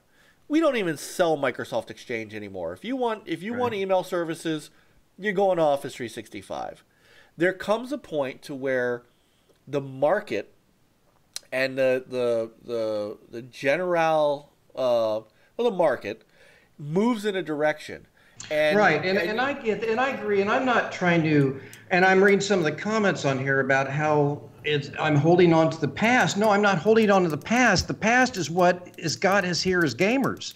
My generation was the generation that started gaming. My generation was the one that valued quality games over internet, over services. I mean, you used to buy a console, you got quality games, and yeah, you didn't have updates, but guess what? I bought a lot of games that didn't have any problems because they knew that they couldn't update them. And we live in this generation now where you just get this shovelware, and we can do updates, and we can do that. We'll give you services, and if you pay an extra $15, we're going to give you that. And if you pay an extra $20 here, that all adds up. And I get that may be where the gaming's going, but I'm always going to be a traditional gamer. I'm always going to be. Nothing's going to change me. And all I'm saying is, if we get away from consoles, I'm done. I'm done because I like having my console. I like having my games. I like having my Xbox. So did you stop listening to music after records went away? No, but I had devices to play them on. But you didn't have the devices I don't you had pay. growing I up. I don't pay for any kind of. I don't listen. I don't use Napster. I don't do this. I buy CDs if I want to listen to music. You know what I mean? I've even got an old record player. I still listen to vinyl because I like the way vinyl's. In fact, vinyl's very popular. Even if you go to Walmart, if you go to Myers, selling all kinds of record players because people like vinyl records. DJs use vinyl to mix records. Sure, but you can't get everything on it. You have to pick and choose. But that's it. I don't need everything. That's what I'm getting at. I can't. There's no use in investing in stuff if you can't use it. Then you're wasting money. And I don't know, but I don't know any adult that can sit around and play games for 10, 12 hours a day and take advantage of all these services and everything on top of the games that are coming out. That's all I'm saying. See, but that's going to sell it to you. The great thing is that, especially with Microsoft, we don't have to worry about that because all the Microsoft games are part of that service. So I don't have to spend that money and then spend that money on top. And that's the key. And that's what Microsoft's whole point is with streaming is that, sure, you may want to buy a console, but Johnny Cell Phone, he may not want to buy a console because he likes to play on his phone. And so that's all I'm saying. I mean, he gets to play the game too. You can't make me want to change just because everybody thinks that's the best way to go. At some point, this is just the new popular thing. This isn't even proven. And here's the other thing. Oh, it's when you're proven. Playing online, Microsoft's proven it with the numbers on Game Pass. When you're streaming games and you're trying to play online, you tell me how good that quality is. You tell me that there's no latency. You tell me that there's no lag. You tell me that there's no issues. I don't believe it. Well, let's talk about online gaming. Let's talk about playing natively, going online versus streaming games and playing online. We don't know. I mean, I haven't played it yet. And nobody has the same internet service either. That's another issue. Well, and that brings up another point. Don't you think that if the internet was around 20 years ago that people wouldn't have been already on this path? The whole reason that we're at this point is because the technology is finally catching up to where they can do it. I mean, that's part of it too, is that, yeah, you're right. We had the Dreamcast and we had the PlayStation. We had these consoles that didn't do updates because there was no mechanism for it. Right, but also the games, they weren't, to be honest, when I look back and I play those games, Mike, there may have been some little errors here and there, but you know what? The developers spent time on those games and they weren't near the problems that we have today. Absolutely. Not near the problems. Because they had to. They didn't have a choice. See, that's what I'm getting they at. Have now it's an excuse to put out shovelware and just give us updates. And I don't disagree with you in that, but the fact is that if there was a viable internet in the days of the PS2 and the Xbox 360, well, you look, the Xbox 360 actually did updates. So that was one of the first, that and the PS3 were the first consoles that really did that because, again, the technology is there. And where you didn't have, one of the reasons, and I'm going to go back to my IT job, I would say, and I keep saying 5 years, but I lose track of time. In 2010, it would have been so much harder for me to sell somebody on putting their infrastructure in Azure, Microsoft's Azure, right, or any cloud service, because it was not mature, and there was not a lot of there weren't a lot of options. Microsoft and Amazon and Google have spent years and money building these giant infrastructure. I mean, right now, Microsoft, I think, who's got the largest infrastructure at this point? Peter, is it Microsoft or is it Amazon? I think it's Microsoft. Has the largest infrastructure of any of the big three when it comes to data centers and fiber connections and all that. So that's amazing, and my shout out to Microsoft, but that has no effect on my gaming whatsoever. I don't care how big a company is. That's not what brings me happiness and joy when I play games. I get the same amount of joy when I play my Nintendo or my PlayStation, and they don't have near what Microsoft has. So you don't watch Netflix, right? I don't watch. You don't have Netflix. Anything, I don't have Netflix. Any movie that so you don't have satellite or cable either. I've got cable. Okay, that's a service. That's right. But but I watch that for my channels, my sports, just shows here and there. But I've often thought about just paying for my internet because I don't even watch much television. I'm not what I'm getting at is I'm not a service guy, because when you work hard and you provide for your family, some people, they already have Netflix, they've got Hulu, they got this service, they got that service. You pay for someone to come in and clean your house. You pay for someone to do something in your neighborhood. You pay your homeowners association. Now you've got these gaming companies want you to pay for all these gaming services. Before you know it, you've got all these bills and all these things that add up, and you wonder where all your money's going to at the end of the month. That's where it's going. That's my point. And what if I can't buy a game, I wait until I have enough money to purchase the game, and then I buy it. And that's wonderful. And that's one game. Right. But one game is enough. Like the games that I play, Mike, like I've already got like 120 hours in Days Gone. I had on The Witcher 3, I had 360 hours on the Xbox 360. I had 3 playthroughs of Skyrim on the Xbox 360, and they were each 300 hours apiece. So I don't just go from game to game. I play these single player games for hundreds of hours and get all kinds of enjoyment. So a gamer like me, why would I can't justify spending money on services. I mean, some guys don't play 300-400 hours a year on multiple games. Sure, but if they play 3 games a year, they've paid for their service. If they play 4 games a year, then they've gotten bonus time. If they play if they play the games that are on that service. Well, that's why you get the service. But you don't know if they're always going to be on there because we already know that they take some off. Sure, but they're always adding too. Same thing with Netflix. So you get on Netflix to find out what movies you want to watch that night. Right. Instead of going out to the store and buying a $30 DVD. if you're playing a game, let's say you're playing Dead Rising 3 and it's on the service, and somebody the first time and they're enjoying it, they're killing zombies, they're loving it. Well, 20 hours into it, they take it off the service. You got to buy it anyway. So you're paying for the service. You go out, you buy the game, and you play hundreds of hours just playing Dead Rising 3, and you're not touching the service that you paid for. And you go back to the service and you find another game to play. I know, but you know what I'm saying. I don't. I actually don't, because I as a father of 3 that doesn't have the disposable income, I find the service to be exactly what I need, because I can find, so right now, I would say I have probably not spent $60 on a game in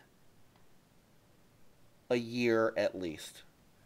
So I've played, I get to go back to Sea of Thieves. I've gone back to Forza Horizon 4. What am I playing? What was I playing before this thing hit? Was Bloodstained, the new Bloodstained, which is a $30 game. So once I'm done with that, I get to play Will o' the Wisps without having to throw down $30 for it, or whatever it's going to be, $40. There is and so all of that adds up to, for $15 a month, sure. But if I play 2 games a month, I'm coming out way ahead.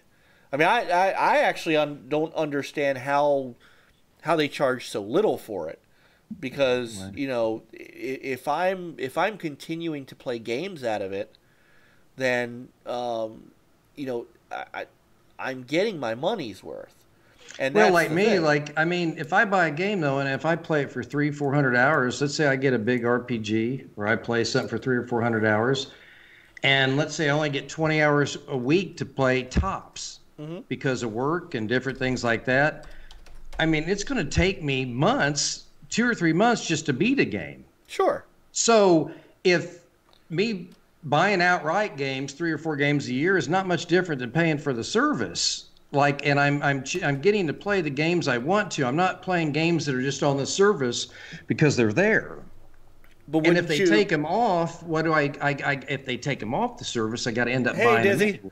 But wouldn't you find a game that, I mean, what if you looked at a game that you might not have looked at, taken a shot at it and liked it? Well, that's true, but that's of anything. That's like, if I had never went out and bought a PlayStation, I would have never got to experience the games that they offered.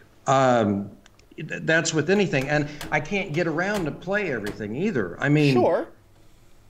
I just, like I said, I'm old school. I know the games I like, and just because things are moving that direction, I think it's almost like these companies are trying to force people into going this direction versus letting it naturally happen.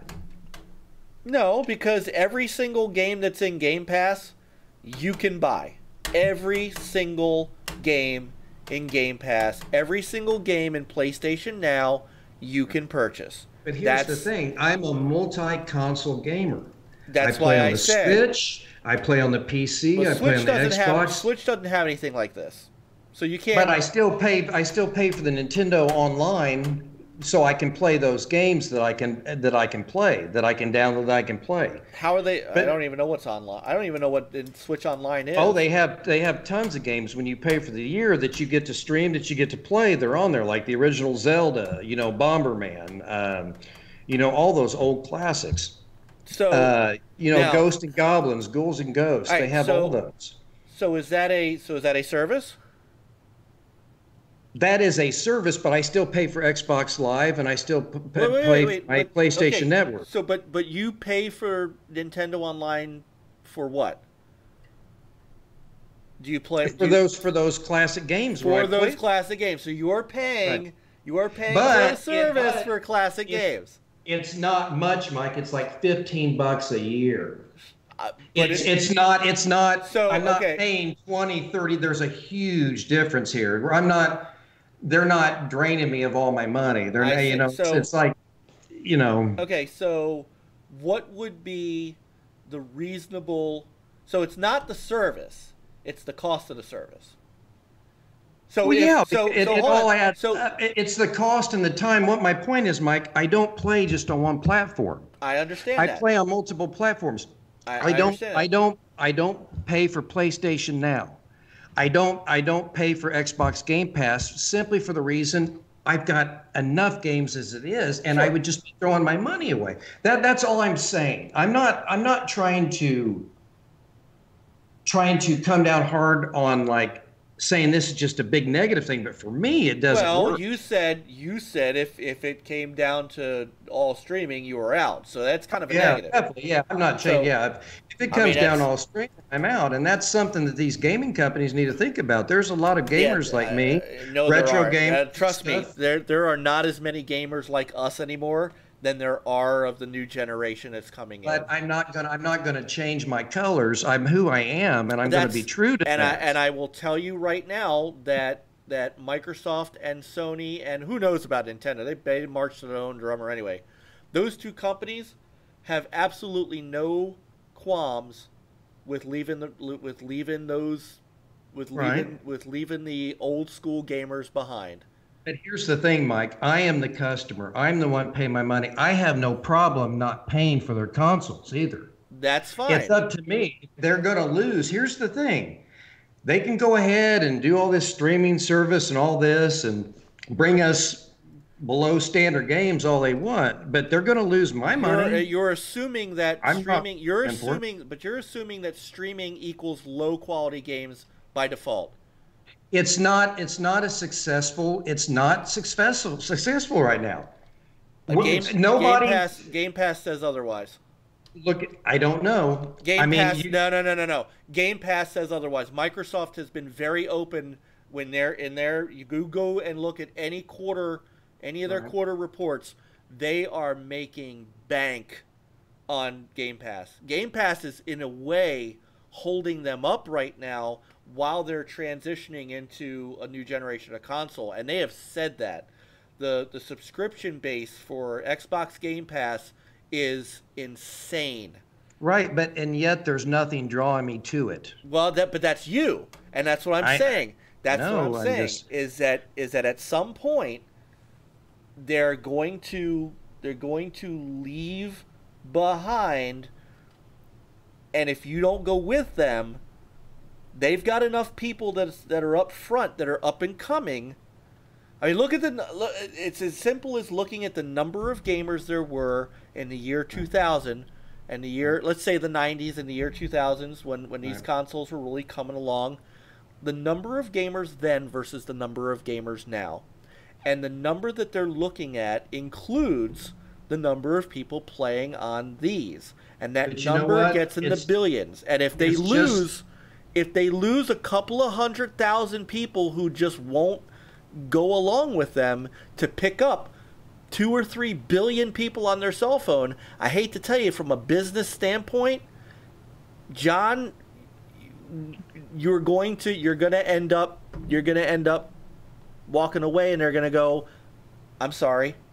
And they're going to move on. You know what, Mike? They're going to sell those cons. They're going to sell. Here comes the Intellivision Amico, and guess what? That's if Sony wonderful. and Microsoft go that way, I won't hesitate to pull my money, and I won't give them a cent. And because there will always be an Intellivision Amico. That's true. There will always be somebody that comes out with a console that will be meeting my needs. So I don't have to follow everybody just because that's what they think everybody wants. And that's absolutely true. Because not everybody wants that. But what I am telling you is for everyone that will walk away from an all digital future, there are 5 people that will come on board. And from a business standpoint, because let's be honest too, these companies are here for what? To make money.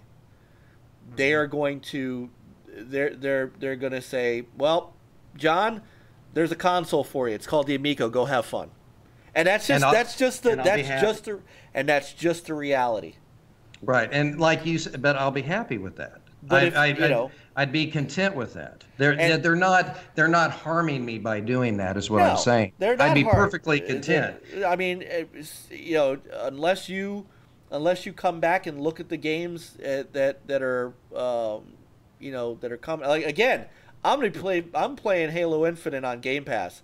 If you guys, those of you who are spending $60 on it, that's great. Hey, if you need to do that in order for you to be happy, hey, I have no problem with that. That's great. I don't have to. It's not a need to be happy, Mike. It's more of a traditional way of looking at things, and I honestly feel like I'd rather, because when you pay that money for Game Pass, it's spread among all those games that they're giving you. Yep. It's you're paying for a service, so all that money is being divvied out however they do it. It's very small percentages. Right. And there's a small percentage, you know, 13 to 17% that when I pay my $60, I know is going to that game developer automatically. Oh, stop! I don't have to calculate, you know, or where all the money's going. I I Who cares where the money is going? Right. We should. That's that's good for the game developer. It's good for the game developers. No, well, but they're not putting their games on the service if they won't make any money. Some developers already state that they're not totally satisfied with what's going on with their there are a whole services bunch yet. that are absolutely satisfied that the game did better than they anticipated to do in the first place. Right. I just don't understand. So you can't look at the. You know? What do you mean I can't look? Why can't I look? I'm my own individual. Why can't I look at things my way? Why can't I feel? Because you're developing pocket watch now.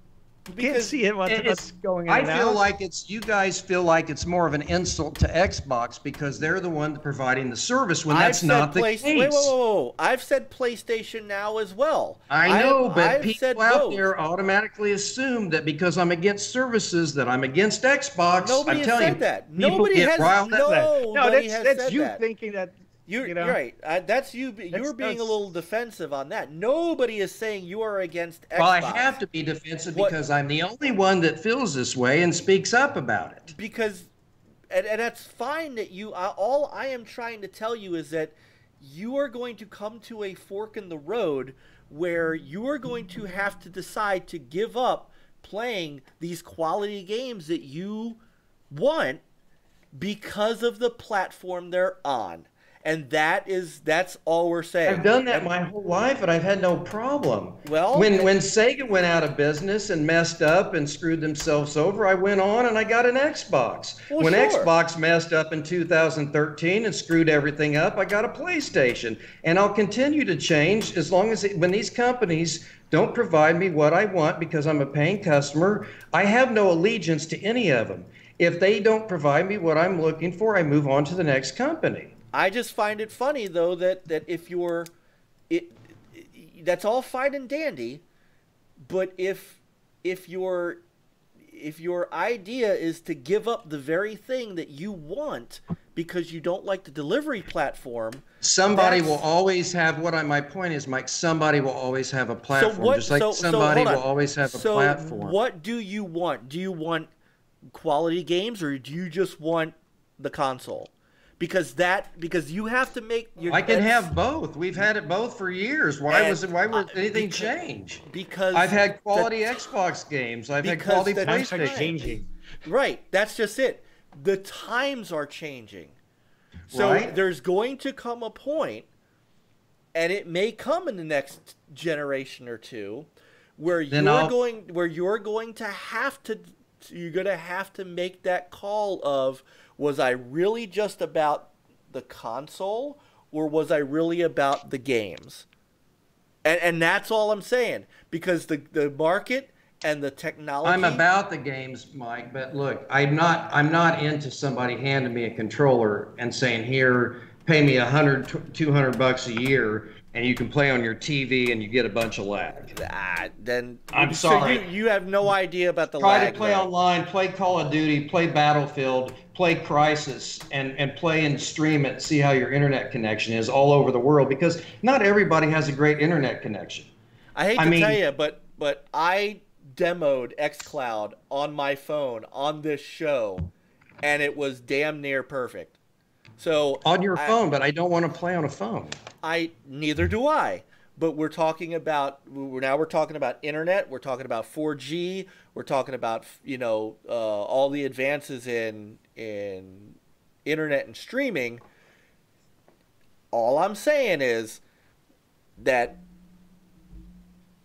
the market is going to follow the technology just as it followed the technology from cartridge to CD to DVD to Blu-ray. It's going to follow it. It's going to follow it. But I'm telling you right now, if you came out on Twitter tomorrow and said, hey, guys, guess what? There's not going to be an Xbox Series X. There's not going to be a PS5. There's not going to be a Nintendo Switch. We're just going to hand you a controller and you're paying for a service. You're going to have a lot of angry people. You might. Oh, you very well might. You're going to have a lot of angry people. But I'm telling you, there are people that work That's at what these companies. knuckleheads are fighting about on Twitter all the time, is about the console. They're not fighting about the service, Mike. They're fighting about the console. They're fighting about the teraflops. You know why? Because when people buy a console, they relate to that console. They get attached to it. That's why you have these game fanatics that are arguing with each other. It's over it's not over the service. So people who are arguing about that, it's a very small fraction of the population. Yeah, right? That's just it. We're not the majority. Right. The three of us, our good friends here in the chat room, the people that are on Twitter.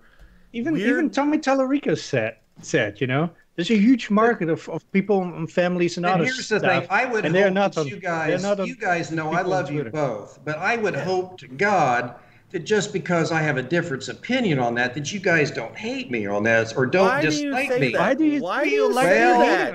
It's past experiences when I've had different opinion with gamers in general. We're not those people. I know, but you'd be surprised. People are very sensitive when it comes to these things. And, I mean, you got to walk on eggshells all the time. We're all adults here.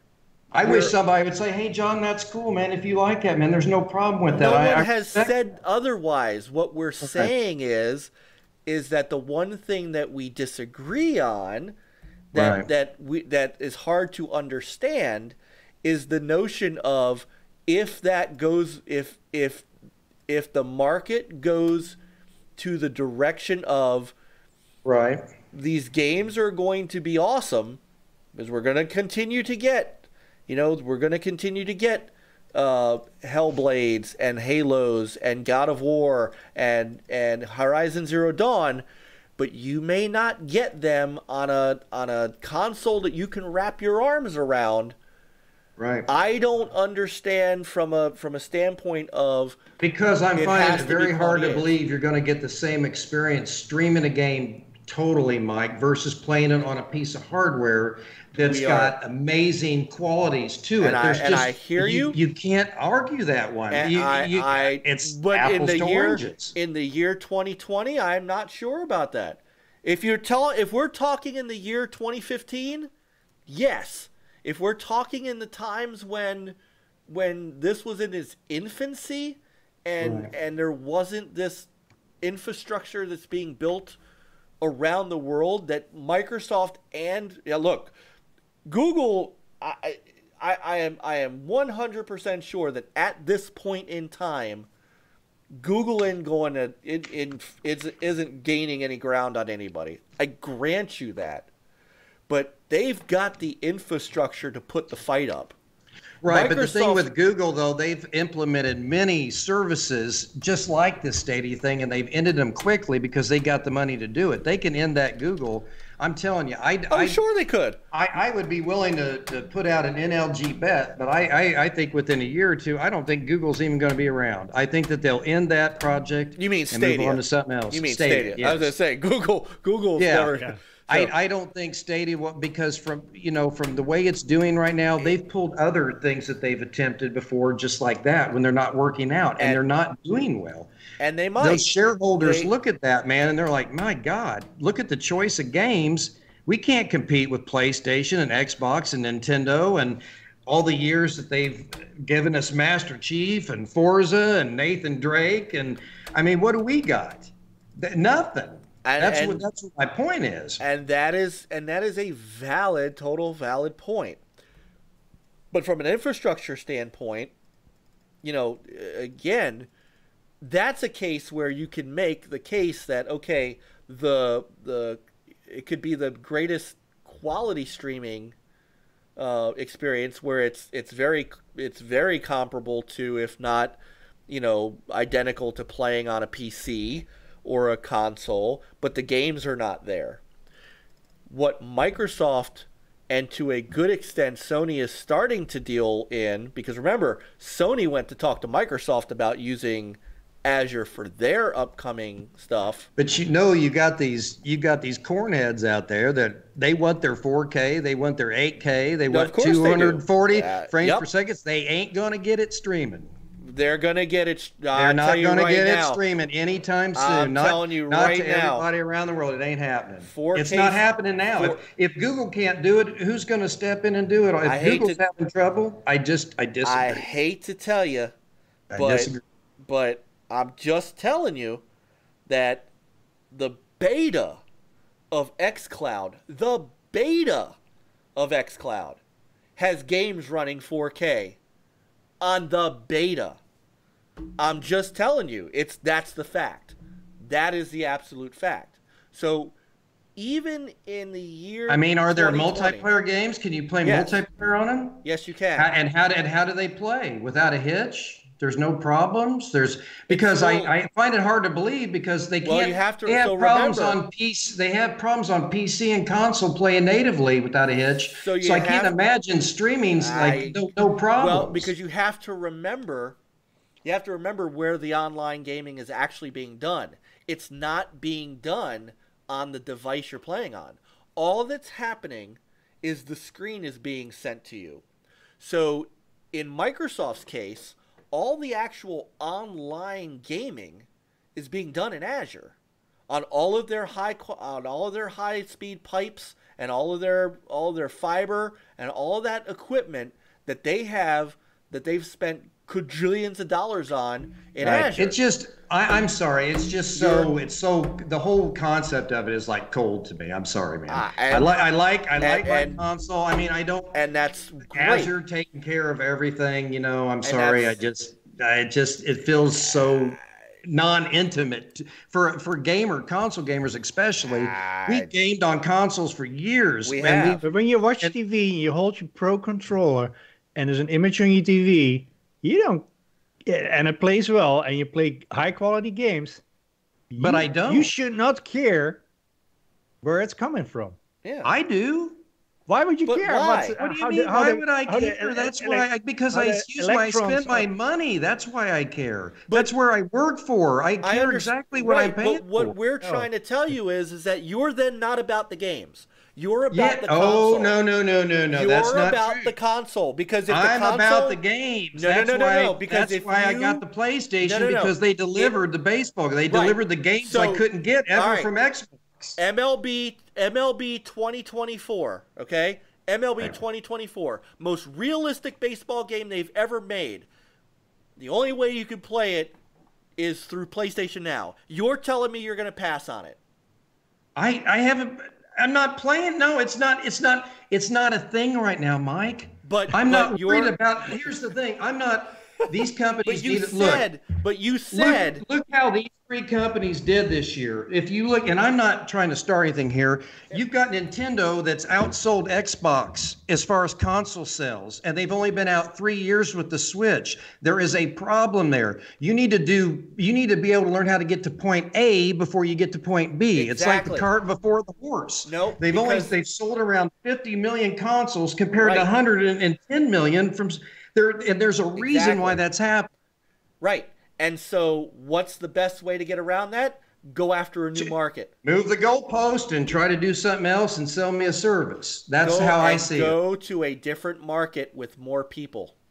Right. If you can't win, give up. But see, that's what I don't Nintendo, like. If you can't win, give up and then go a different route. It's not giving up. It's changing. It's evolving with the times. Evolving because you failed, not evolving because you want to, and then forcing that evolving on everybody else. But if in your opinion, only Pepsi is the drink, the rest failed.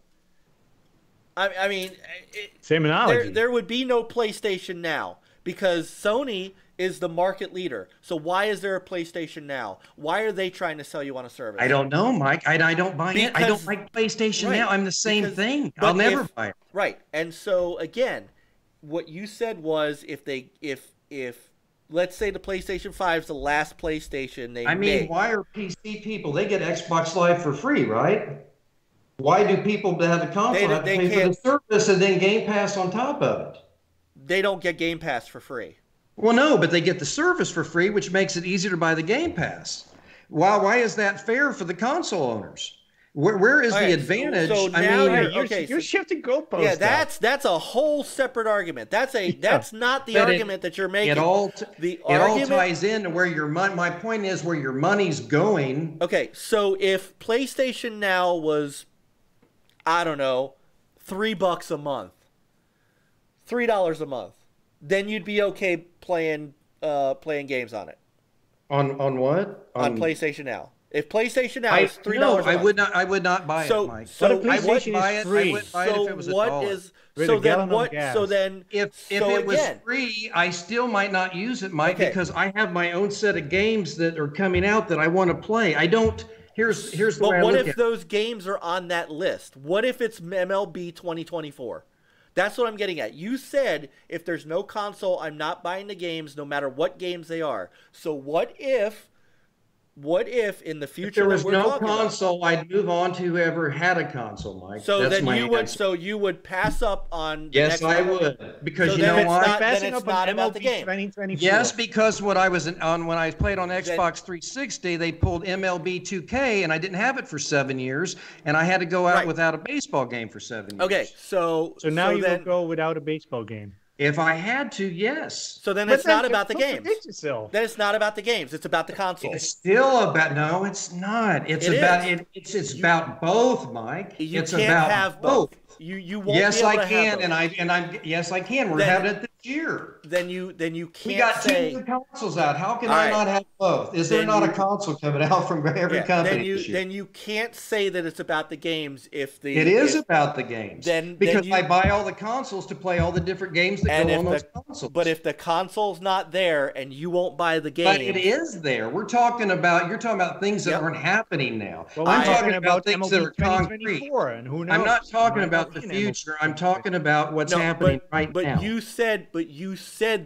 talked about the future when you said if the future doesn't include consoles, you're out. Yeah. And then which means that it's really not about the games, it's about the at some point because gaming then has went in a total different direction that I care to take part of. So a game it's not about the games. It's not about the games. That's the thing. Why do I even have to argue my point is what I'm saying. Why can't I feel this way? And everybody say, okay. You can certainly feel this way. But what you're saying is that if I hand you a controller that's got an A, B, X, Y, left trigger, right trigger, all the triggers. Has a triangle. Has a triangle. I'm sorry, square, triangle. If it's got or has the A, B, and X, Y reverse. If it's got all of those things, and when you point it at the TV, Master Chief is blowing things up, or Kratos is chopping things up. I'm done. All right, well then it's not about the games. It is about the games. You can't, because that's saying I'm not a gamer, Mike, and that's one thing that I do. I'm saying I've been a gamer for 37 years, and it's always been about the games with me. You guys know better than that. Just because I don't want to play a service and I don't want to be handed a controller and nothing else. But if the game is the same quality, you're saying you're going to pass on it. It's not the same quality. You don't know that. It's not even a successful business model. You don't either. Microsoft is going to. Google Stadia has not lit the world on fire, Mike. Google Stadia is not the only player. None of these services have. Nobody stepped up. Xbox Game Pass has proven that wrong. That's different. You can download those. Can't you download those games? Are they all streaming? You can download those games, but it's a service. You can download the games. It's not a pure streaming service, Mike. But xCloud will be. I'm talking about a pure streaming service. So you're talking about xCloud. You can download those games. So you're talking about xCloud. That's not the same thing. This is xCloud right here. It's not the same thing. This is xCloud. xCloud is pure streaming. You can either stream off of your console, or you can stream off of their service. So Project xCloud is their pure streaming service that I demoed here on this show before you came back with a controller and everything. And people watched as I was able to easily, in very beautiful quality, play Ori and the Blind Forest. And it looked every bit as good on this little screen. Right, that but you're not okay. But you're not in a multiplayer. You're not in a multiplayer game. You're not in a live. It does, because the single player game's a lot different. The multiplayer, it's a lot different. But you're missing how the multiplayer works. The multiplayer does not play from the device. I get that. I don't know that you do. I think you have to experience it. I think that's the thing that it boils down to. Playing the game on a phone, period, Mike, does not excite me. I'm sorry. I don't want to stream to a phone. It's just, I can't, that doesn't turn me on. I'm sorry. I don't like playing. I have no interest in that whatsoever. Right, but I said to your TV too. Right, I said or earlier. to your refrigerator if it's right. smart. Well, I said earlier that I didn't have a business, like a case. I didn't have a real case to play on my phone either. I was using this because I had the beta and we were going to demo it and we were going to see how the quality was. I don't have a case. Again, you're still relying on being online all the time. You're relying on these services not being up and running 100% all the time. I hate to tell you. If something happens, games even now, single player games are now online enabled. You can't play a game these days without, if the internet goes out. You can't play. You can on your old console, sure, but you can't play a PlayStation 4 game if you're exactly. But that's it. But I can play all kinds of games, Mike, without the internet. But now I've got arcade machines. I've got old consoles I can play, and you know what? I have tons of enjoyment, and nobody can interrupt that. And if you still had an 8-track player, an 8-track tape, I've actually got an 8-track player. I've got one. Yeah. So, but that's not the point, right? And De Niro, the answer that John has given is yes. If 10 years from now it's all streaming, he's giving up gaming. Yes. Because that's sad. We should start planning your gaming retirement party. Here's the thing, because look, the most important thing to me is my family and my job and my children and things like that. Gaming comes a far second, and it should come to everybody else too. So if gaming moves in a direction that I don't like, and just because Tom, Bill, Jeff, Joey, and little Bobby Sue are doing it, doesn't mean I have to follow suit and jump along with them. There is nothing wrong with me feeling this way. No, and if I have to give it up, and it's not why I got into gaming. See, these companies, Mike, but see, the reason why I've been excited about the Intellivision Amico, these companies are thinking about all these fancy things they want to do, all the bells and whistles, but they're missing out on what first got me into gaming, man.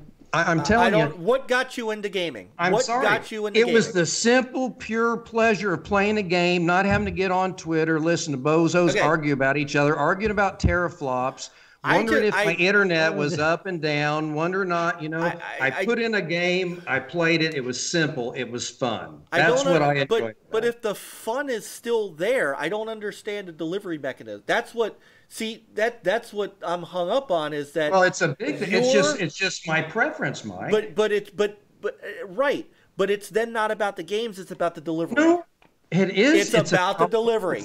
Because I'm telling you, at some point, I got to give up games, Mike. At some point, that's a reality. Why don't you give them up now? I mean, what is? Because I'm not ready to. There's still consoles. My God, there's not a reason to yet. Now, maybe in a couple generations, if they keep up with these bozo ideas, I'll bow out.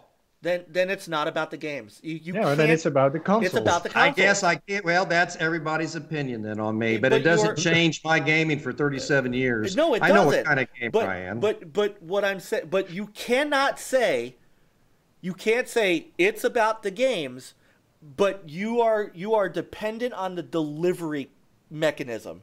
You are dependent on the delivery mechanism. And your delivery mechanism is a console. If the game is Oh, here. because I game on PC too. But if the game is over here, and it's a triple A, awesome God of War super game. But see, we're talking about things that here. I don't like talking about. Some of these companies are real good about talking about the future, and they're not doing good in the present. I'm not talking about what might be, what will be, what could be. I'm talking about the here and now because we have to live in the present. But I'm not living in the future. You got to live here and now, not think. But we're not at that point companies. right. These companies, their survival depends on looking at the future. Well, they better think about their other customers because not everybody feels the same way. That's all I'm saying. But they're looking at their potential customers. They are, and that's the thing. And they're far larger. They outnumber us by a ton. They outnumber us by a but you see, ton. I don't. My point is, Mike, and I love you guys to death. I don't care if they outnumber me. I don't care if I'm the only one that's different. I don't care if I'm the only one that stands up and speaks his mind. That's what.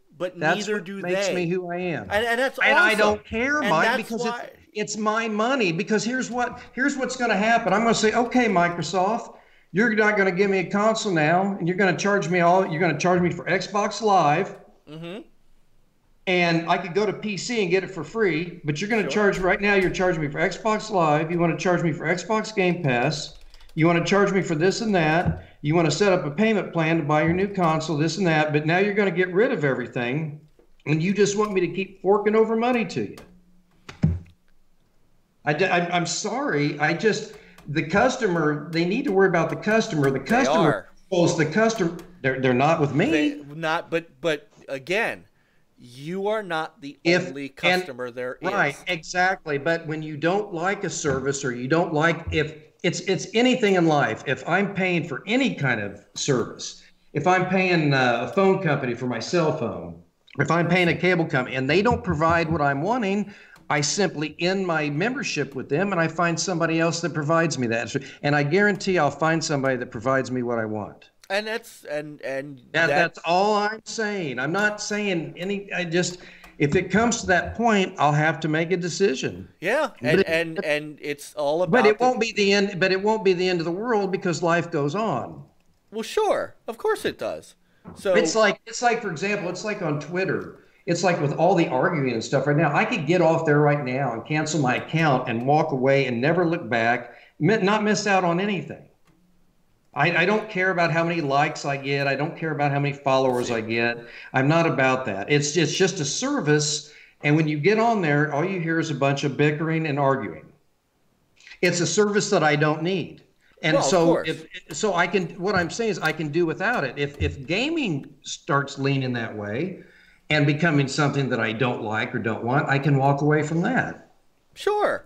But if you're going to leave, all I'm saying is if you're going to leave games on the table that you would otherwise have played had the delivery mechanism been what you wanted it to be, then that's what you have to bank on. Is that, okay, I don't care how good the games are.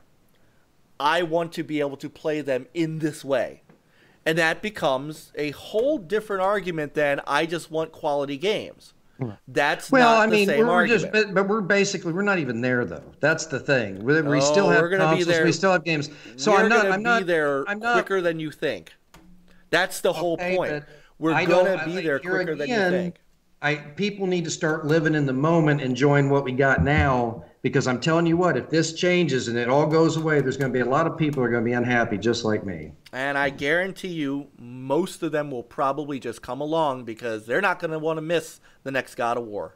They're not going to want to miss the next Halo. They're not going to want to miss the next MLB. And well, I hope in 20 years that they move on to something else besides God of War. I hope that in 20 years they've moved on besides something from Halo. They probably still have an MLB. Yeah, they probably will. And you're now making a whole different argument. So now you're not, again, we're not talking about quality of games. We're talking about how the games. Here's the thing, no matter what I say, you guys aren't going to agree. So I mean, that's where we're at because you guys just don't. Look. We're just not going to agree. it's not about I'm not trying to make you guys. Here's the thing. I respect you guys. I love you guys. I'm not trying to make anybody, you guys, or anybody that's listening to the show. Believe me, if anybody's listening out there, I'm not trying to make you feel the way I feel. I'm just stating, as a longtime gamer, how I feel. I'm not trying to change anybody's mind. I'm not trying to promote any kind of company or any service. I'm just saying how I feel about this specific topic. I have no stake in this whatsoever. I'm just saying what I want out of gaming and why I got into it. When that changes and that goes away, then I will gladly bow out. I think we're trying to understand you. And right now, what you're saying, it doesn't make sense. Right? You're saying to you guys, right? Because you're. I mean, you guys can laugh at me. No, but we're smiling at you. We're not laughing at you. We love you, John. We do. This is why we're trying to understand. Look, if I got on there every time and we all agreed together and said, "Oh, PlayStation's great, Xbox is great, everything they touch turns to gold," something would be wrong with that. Right. De Niro is where I am. Games first, delivery second. Games first. You and De Niro can go in your little corner and be happy, and I'm happy for you guys. I'll be across in another corner, and I'll be happy over in another corner. I don't think you will, though. I honestly don't. I think. Tell me how I feel. Just it. I think that's the same thing. Xbox is trying to tell me how to feel. They're trying to tell me how because they're trying to tell me that streaming's the future. That's the way I need to game. But they're telling it's not. But they're telling it's not for me. But they're telling you that the same great games that you were playing before, you're still going to get to play. It's just going to come in a different delivery. And the amount of great games we can argue about that's come out of it from a long time. But that's another topic. But my God. Right, you're making a different argument because Sony's going the same route.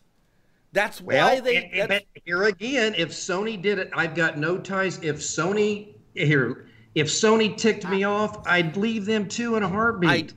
I'm sorry. I've got, you know what? I've got the Intellivision Amico for backup. I've got all my retro consoles. You are never going to get MLB 2024 on the Amico. But I don't need it because I went without it for years when I was with Xbox. Okay, so now we're making. I lived and I didn't have it before. So now here we go. So now we're making progress. So again, it's about the delivery. It's not about the actual. It's about the entire package, Mike. You're cutting me off. It's the console and the games. It's the package. It's not one or the other. It can't be because oh my God! That's what we're getting. We're getting 2 new consoles this year. You are absolutely. If Xbox was so great at streaming and everybody loved it, why are they coming out with 4 consoles in 7 years? Why not just go to streaming right now? Because it's not. All right. You said because they want to make money. Peter, it's about the money. Hold on, Peter. Peter's got a. You said 2 consoles. There are 3 consoles coming out. 4. Now all of a sudden you throw your Amigo under the bus. 4. I'm talking about Xbox had 4 consoles in 7 years that came out.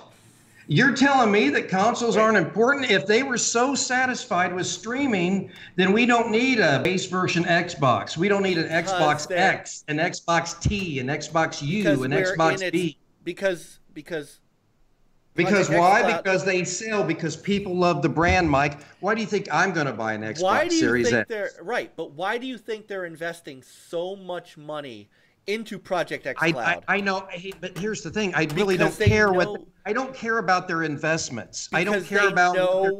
They know where the gamers are that they want to pick up. Look, Microsoft, when they wouldn't announce their console sales, they hid their numbers. They weren't upfront with anything that they did as far as Xbox. You're making different arguments. I'm not concerned with all their business ins and outs. I'm concerned about. Give me my plastic box. Give me Master Chief. There it is. Give me my plastic box. That's it. That's all you have to say. No, give me my games. You can't take it away, Mike. You absolutely can, because if the games are still there, that's what I'm saying. Then you can go right along and get your Stadia controller, and they're going to tell you the games are at 4K, and they're going to give you a long list of checklist things about HAL that plays natively, and it runs I at can play the 240 games frames that per I second. want to play, it's always like, people argue, the chuckleheads on Twitter argue about exclusives, right? And so you say you go where the games are. If the game you want to play is on the PlayStation, you go get a PlayStation. If the game you want to play is on, And that's what I've done. is That's on where the I get right. the best But of if all the worlds. but if the game you want to play is theoretically on Stadia, then you have two choices. You But can either say, here's the thing, wait, though. We got to talk in absolutes. No. You're talking about what if, Mike. No. I could do that all along. We got to know. Because MLB's MLB's coming out on the MLB's going to come out on the Xbox next year. So we are because Sony had to. Doesn't matter. Why? The why doesn't matter. The fact is that next year Xbox will get an MLB game, right? Right. Finally, Okay. after what, So- 10 years? It's about damn time they got a baseball game, for God's sake. Go where the games are, and if the time But they're comes, already on the PlayStation. If Why would I go over to Xbox when I've already been playing If MLB the show for years? if the time comes that the way to get the games you want to play is not the way that you are used to getting it, then you have two choices. You either to play the game you want to play, you get it on the platform that it comes in, or you decide it really wasn't about wanting that game, and you move on. But here's So, the thing, Mike. You have to deal. We can't talk about what's going to happen. We got to deal with what is happening and what we have right now. And what's happening right now is exactly that. These consoles are coming out later this year, or maybe because of the coronavirus, maybe early next year. So there's another 6 or 7 years at least with that console generation. So that puts me at 54, 55 years old, and they'll probably have another one. At that point, I'm not going to be worried about streaming devices. I can tell you that right now. I could care less about streaming stuff. So, I'm just not into it. It's okay, and it's okay. That's the thing. You can say with certainty, I care about the console.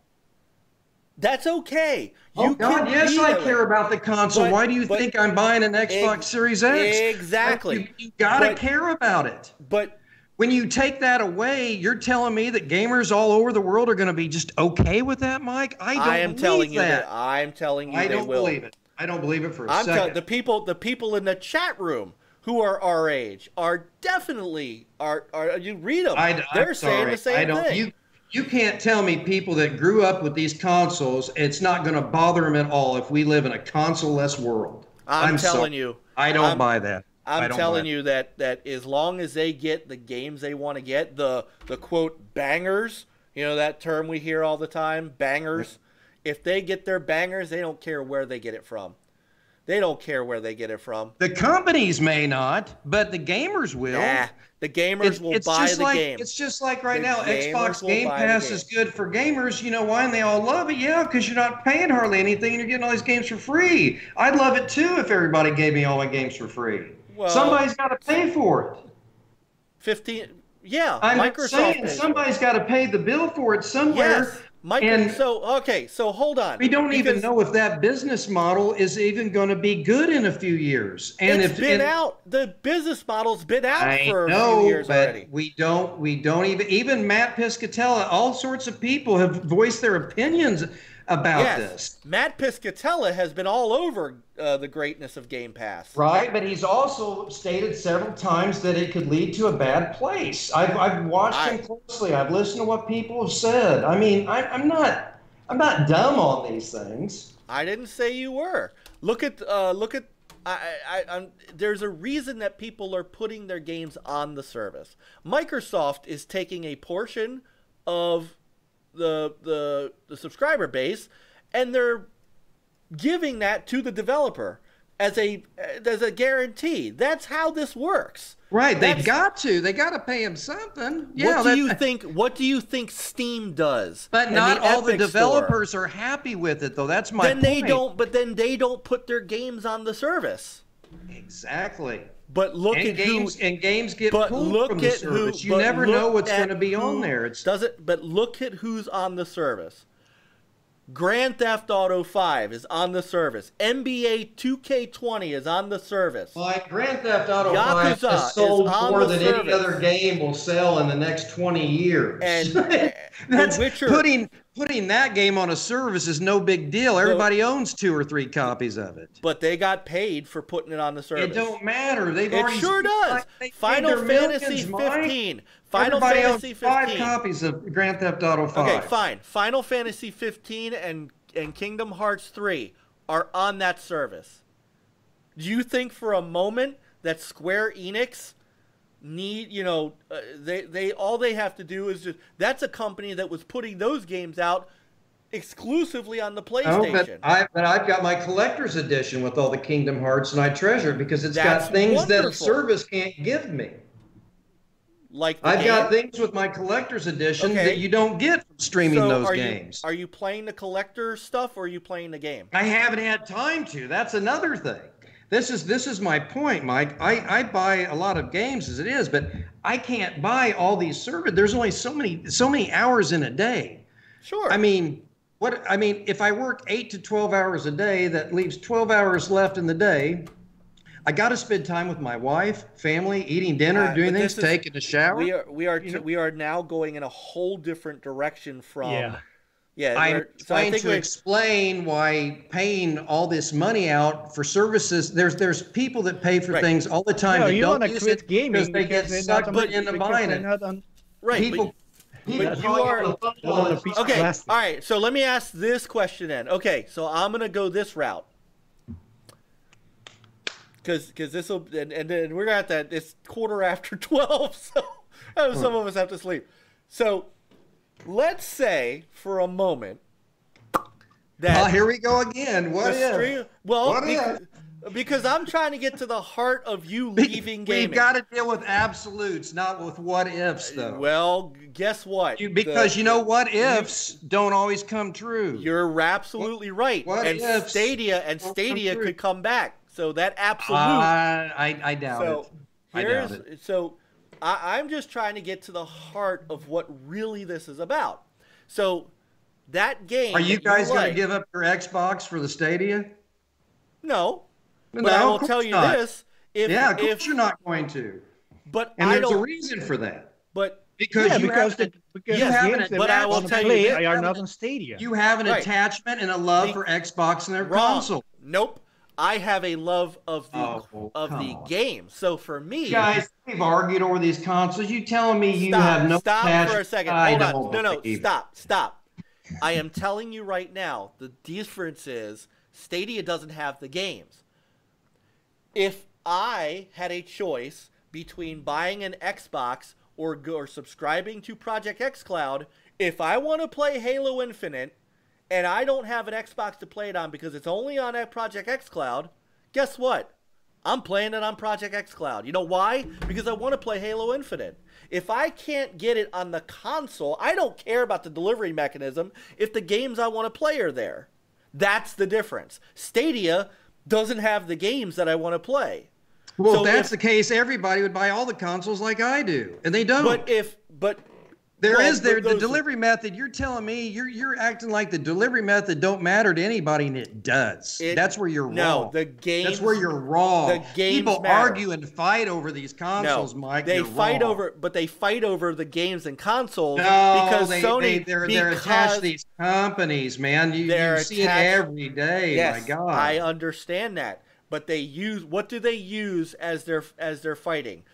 We got God of War. We got Halo. We got Gears. We got. For example, when I got my first PlayStation console and I kind of left Xbox, nobody cared that I was actually getting to play the baseball game I wanted to play. All they cared about was making fun of me and all the stuff that my wife and I went through because of a console choice, Mike. These consoles do matter, and my wife and I went through that, and we went through a horrible time because of that. You went to where the games you wanted to play were. Right, and guess what? I got ridiculed for it. So I didn't yes. like Xbox anymore. I didn't care about this just because I wanted to play. That's what happened, Mike. But you by a couple of people on Twitter that should not have bothered you. It's not a couple, Mike. It's a whole bunch of people. It ain't just five or six people. I had people that didn't even talk to me. Only a handful of people that I gamed with on Xbox back in the day even associated with me. All of a sudden, I was a traitor. I hated Xbox. I didn't care about this. I wasn't a gamer. I was a fake gamer. They attacked me and my wife, and these were Xbox people. How did that affect your gaming? It didn't, right? It affected me personally because these people were supposed to be my friends and comrades, people that I knew. And just because I went out and bought another console to play a game, I caught hell over it. You went. I'm trying to stay to the factual piece of this because the emotional these consoles matter and people are attached to them. No, you're telling me that nobody cares about them and that you are away. So, but you're one. I hate to tell you, John, but you're one of those people. You are attached to your consoles. You may not be attached to a company, but you're attached to the consoles. Yeah, I love all my consoles. That's why I have my red. They all, you know why? But that's because what I associate the great memories I had. If there's nothing to associate with, and there's just a stupid controller in my hand, then it's cold. It's not that about the game. But what about the controller? Then it's not about the games. But it's okay to admit that it's about the console. When you guys give up all your consoles and your games, talk to me then. When you get your Stadia controller and you turn in all your Xboxes and PlayStations, then come talk to me. John, if the only way I could play the games that I want to play are on Project xCloud, then I'm playing them on Project xCloud. You keep saying Stadia, but you're missing. But you're missing. See, you keep bringing up Stadia. Playing when you play online with Peter? You're playing on your Xbox, aren't you? When you guys play multiplayer? Yes. Okay. When you guys get together, you're primarily playing on that. That's your main. That's your main way of playing your game. It's not Project xCloud. That's correct because Project xCloud is number just one. Another way. It's just another little nifty way to enjoy your game if you have time to do it that way, but it's not the primary way to play your game.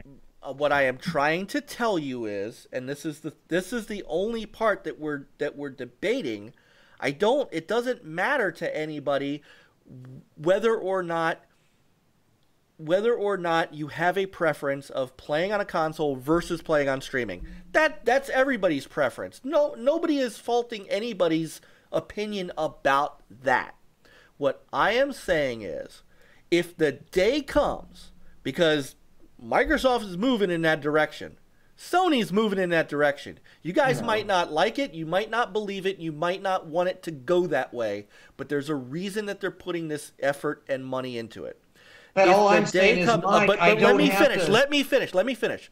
If the day comes that there isn't an Xbox beyond the Series X, okay?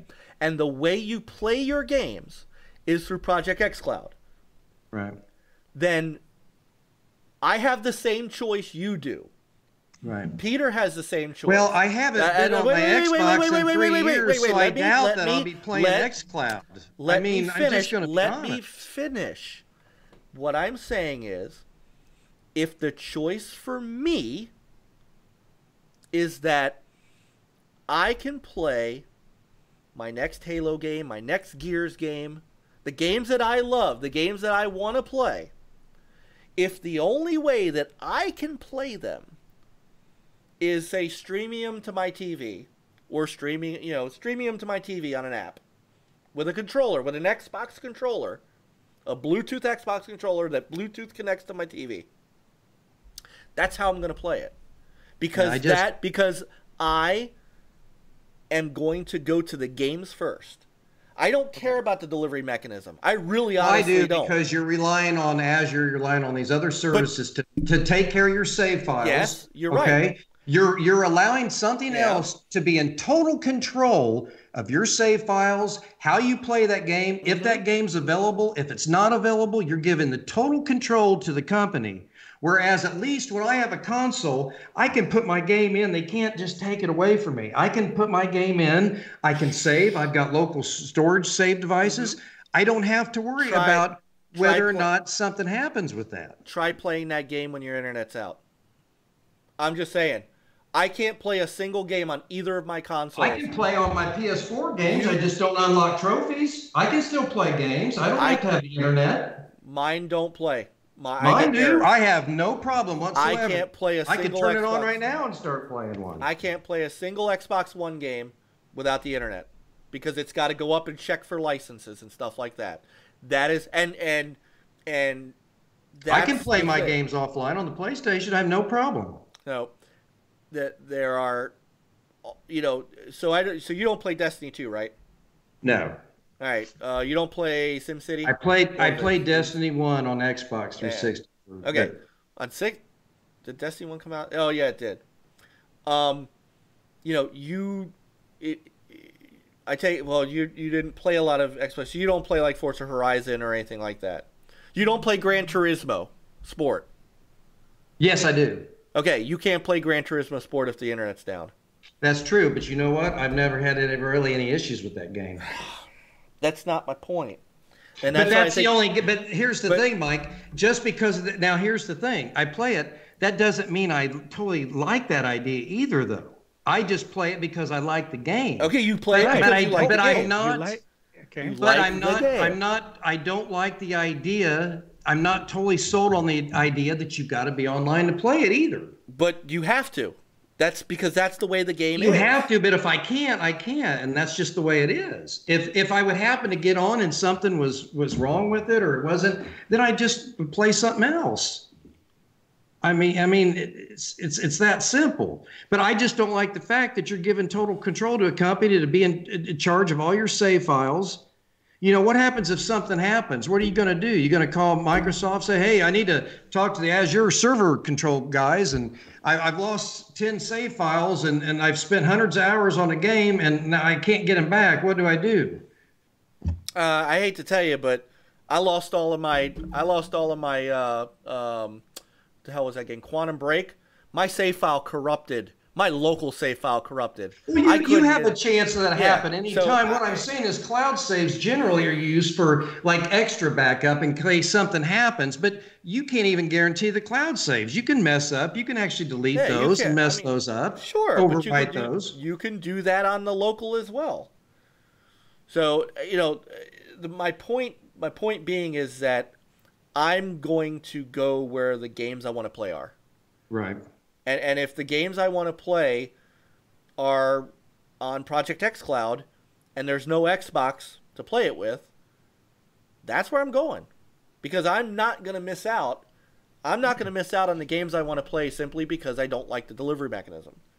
That's all. And it's okay. And this is what I'm trying to say. How many people? Yeah, but how many people? I'm saying I disagree strongly with you. How many people don't buy a PlayStation? Not because they don't want to play the game. They don't buy the PlayStation because it's on a PlayStation. How many people would like to play an Xbox game, but they simply don't buy the Xbox console because they don't like Xbox? There's tons of people out there. We're not talking about those people. Those people do not. Those people do not. Mike. Those people do not. Why do you think so many people went from Xbox to PlayStation in that gen? Because they figured out that games were what they wanted. They found the games. Why did you go? You went because you found a game that you wanted to play. MLB. You followed the games. You didn't care that it was what company it was. Well, I did for a long time, Mike. I did for a long time because going back, what happened to Sega when PlayStation? I sure did. I held a lot of resentment. I didn't like PlayStation for many years. I'm just going to be honest. I'm not going to pretend. But something like happened I didn't like to PlayStation for a long time. I'm with you. But something happened to us along the way. You and I both. I am in this. I am as guilty as you are of that with PlayStation and Nintendo. My first Nintendo console was an N64. That is how much I hated Nintendo. What happened to us is, as gamers, we grew up. We matured. We grew up. That's what happened to us, and that's why today, guys like us, and guys like Peter, and guys like De Niro, and Magnetic Storm, and everybody in that chat room plays on multiple platforms and goes where the games are, because we are not those guys anymore. We're not. So for me, I'm going to continue to go where the games are. Well, that's fine, but I'm just saying, Mike, I'm a traditional guy, and all I'm saying, and I don't mean to offend anybody. You're not offending anybody. And I'm just saying, the day that the traditional console's over with, I'm done. That's fine. Because that's okay. That's how I started, and that's how I want to remember it. That's okay. That's how I want to remember it. But that does change what you're saying. It does change. Not really, no. It does, because I still care about the games. I would love to go where the games are, but I still want my console. It doesn't mean I don't care about the games, or it's not about the games anymore. I want what I'm paying for. I want my console, my games. I want them both. Why can't I have that? Right, I'm the paying customer. And right now you can. And I can. And all I'm saying is, if that day comes where it's gone, I'm done. I don't understand, and I'll never. And that's why we try to figure out why. That's the why. That's the whole why, and we're going around about it. I know. It's just, it's to us, looking at it from a logical standpoint. If it's about the games and the quality of games, which is what it really should be, then how you play it should. Because we're also dealing with hypotheticals. This streaming stuff, none of it's kicked off and it's just ultimately successful. Xbox Game Pass, you can still download your games. It's not a purely streaming service. But it's not like Stadia. It's totally different. I'm not talking. Yeah, it's a service. So is Xbox Live. So is PSN. I'm not talking about services. I'm talking about strictly streaming. Period. That's your only option. Yes. You have no option to download, Mike. So, all you do is stream all day long. Yes, and that's what I don't like. I'm sorry, I don't like that. You don't like it? Have you tried it? Yes. With what? How have you tried it? I tried it with the Google Stadia. When did you get Google Stadia? Because they don't have a. 3 weeks ago. So wait a minute. So you bought Google Stadia. I did that, just like Peter was going to. Remember, I told you in our podcast several weeks ago I was going to give it a try, and I'm telling you what, there was a difference in graphics, and there's definitely a difference in playability. And anybody says that those games play without a hitch, they're wrong. So you got the Premier Edition? I just got the regular. There isn't a regular. There's only the Premier Edition right now. Yeah, the Premier Edition for $120 or whatever it was. Right. The point is, as I've tried it, and it's my opinion, it's subpar. And I'm not the only one. If you go online and you look at other people that have complained about it, look at the complaints about it. I'm not the only one. I'm not saying that you are. And what I'm also trying to tell you is that right now they are the only player in the market that's got something that is right, but they're not doing. All I'm saying is I don't really think that Microsoft needs to worry about them that much, though, Mike. That's all I'm saying. Why should they run scared about a service that's not really doing that great? Because they need to be reactive. They can't. Right. It takes time. Yeah. Reactive to what? A reactive to something that's not working. But you said yourself that reactive.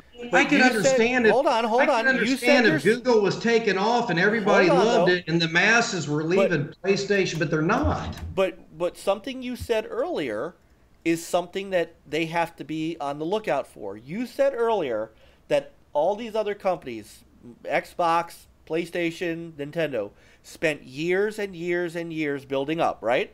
Xbox did it. Xbox, the original Xbox, only sold 12 million consoles. It was a flop by metric standards. But what I love the console. I had the first one. I loved it. Yeah, I do too. My thing speaks. My collection speaks for itself. But it took them an entire generation to get to the Xbox 360.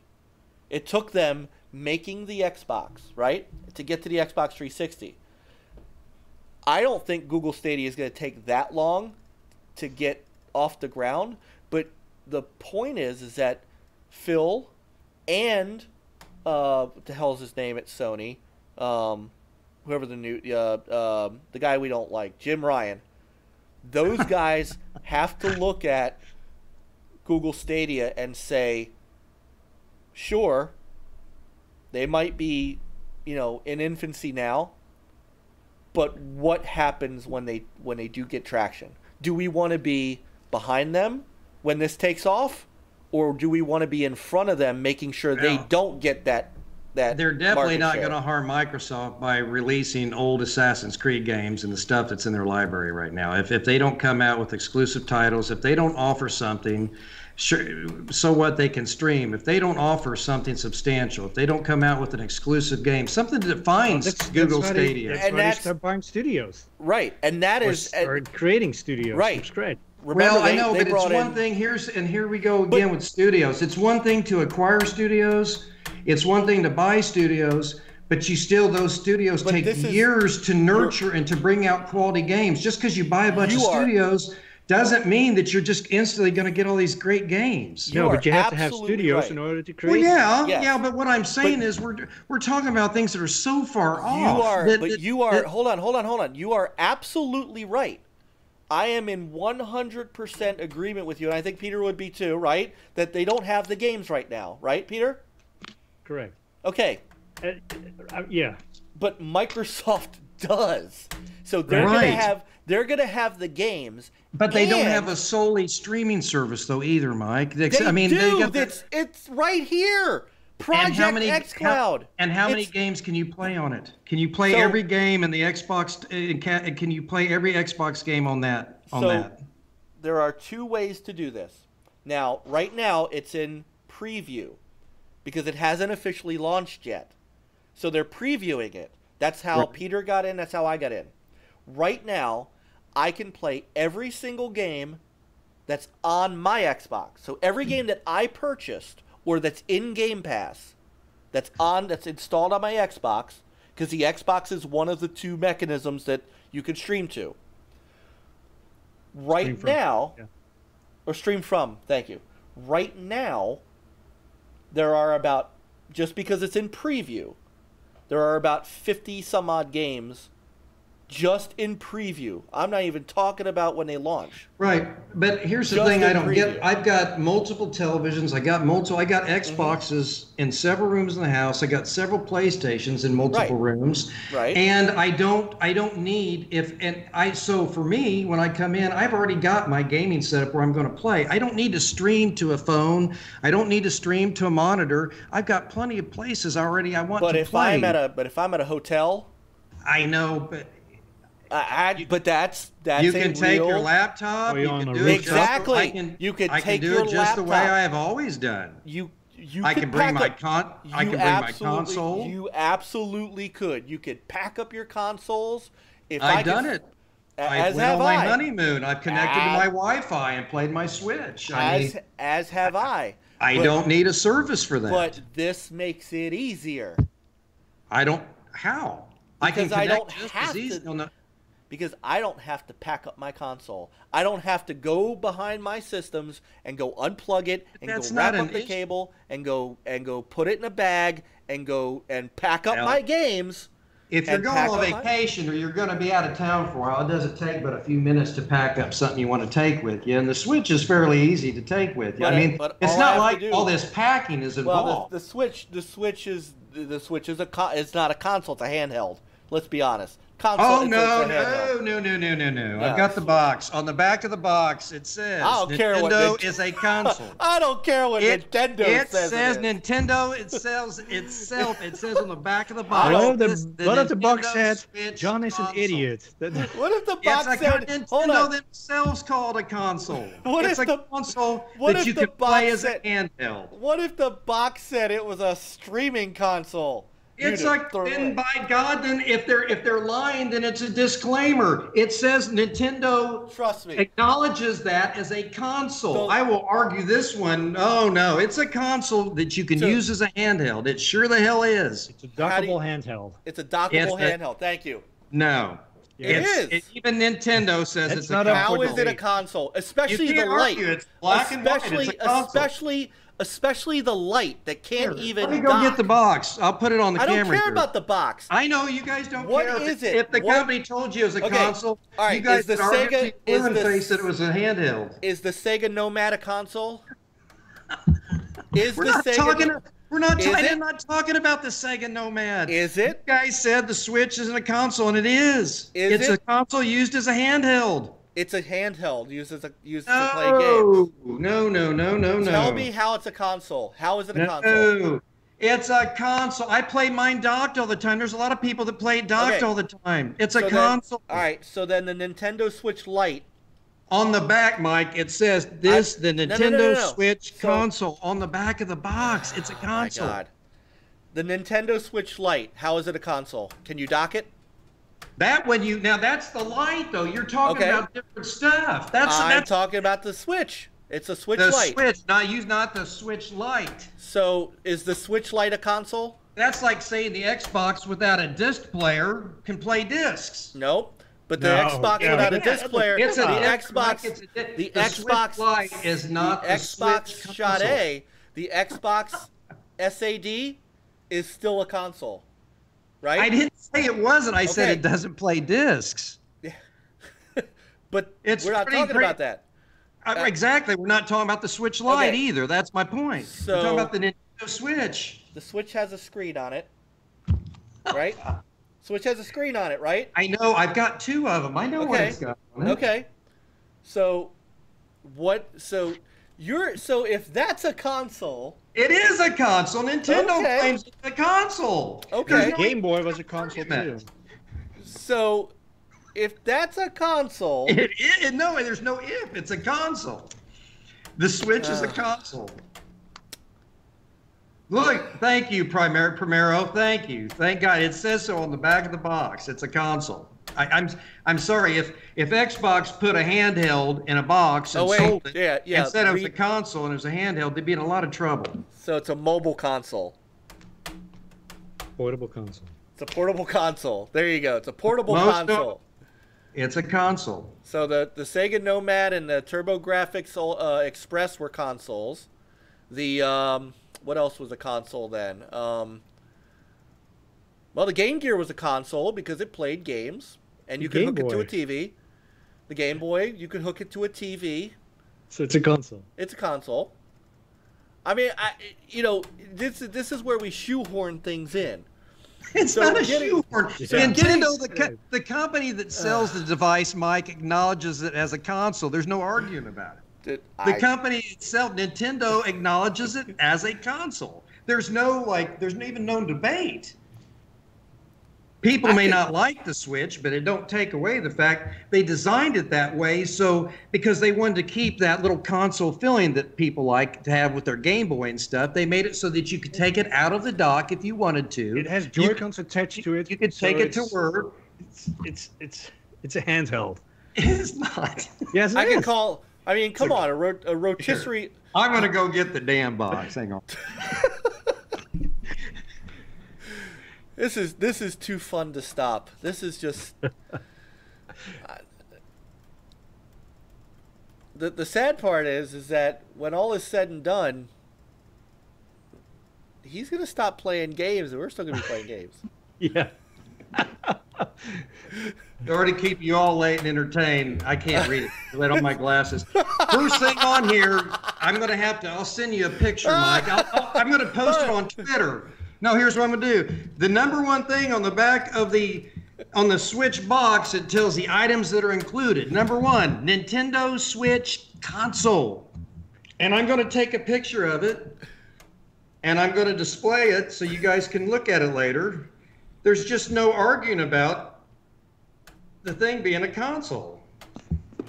So Nintendo is really A snake oil cell. Here, I'm going to tweet it out right now. Oil. You guys can see it. I'm not trying to be an ass. I know you're not. It's a console. It's a console. Here we go. Tweet. I'm not going to do any hashtag or dumb emojis here. It's a console. Oh, look at it's that has a handheld mode.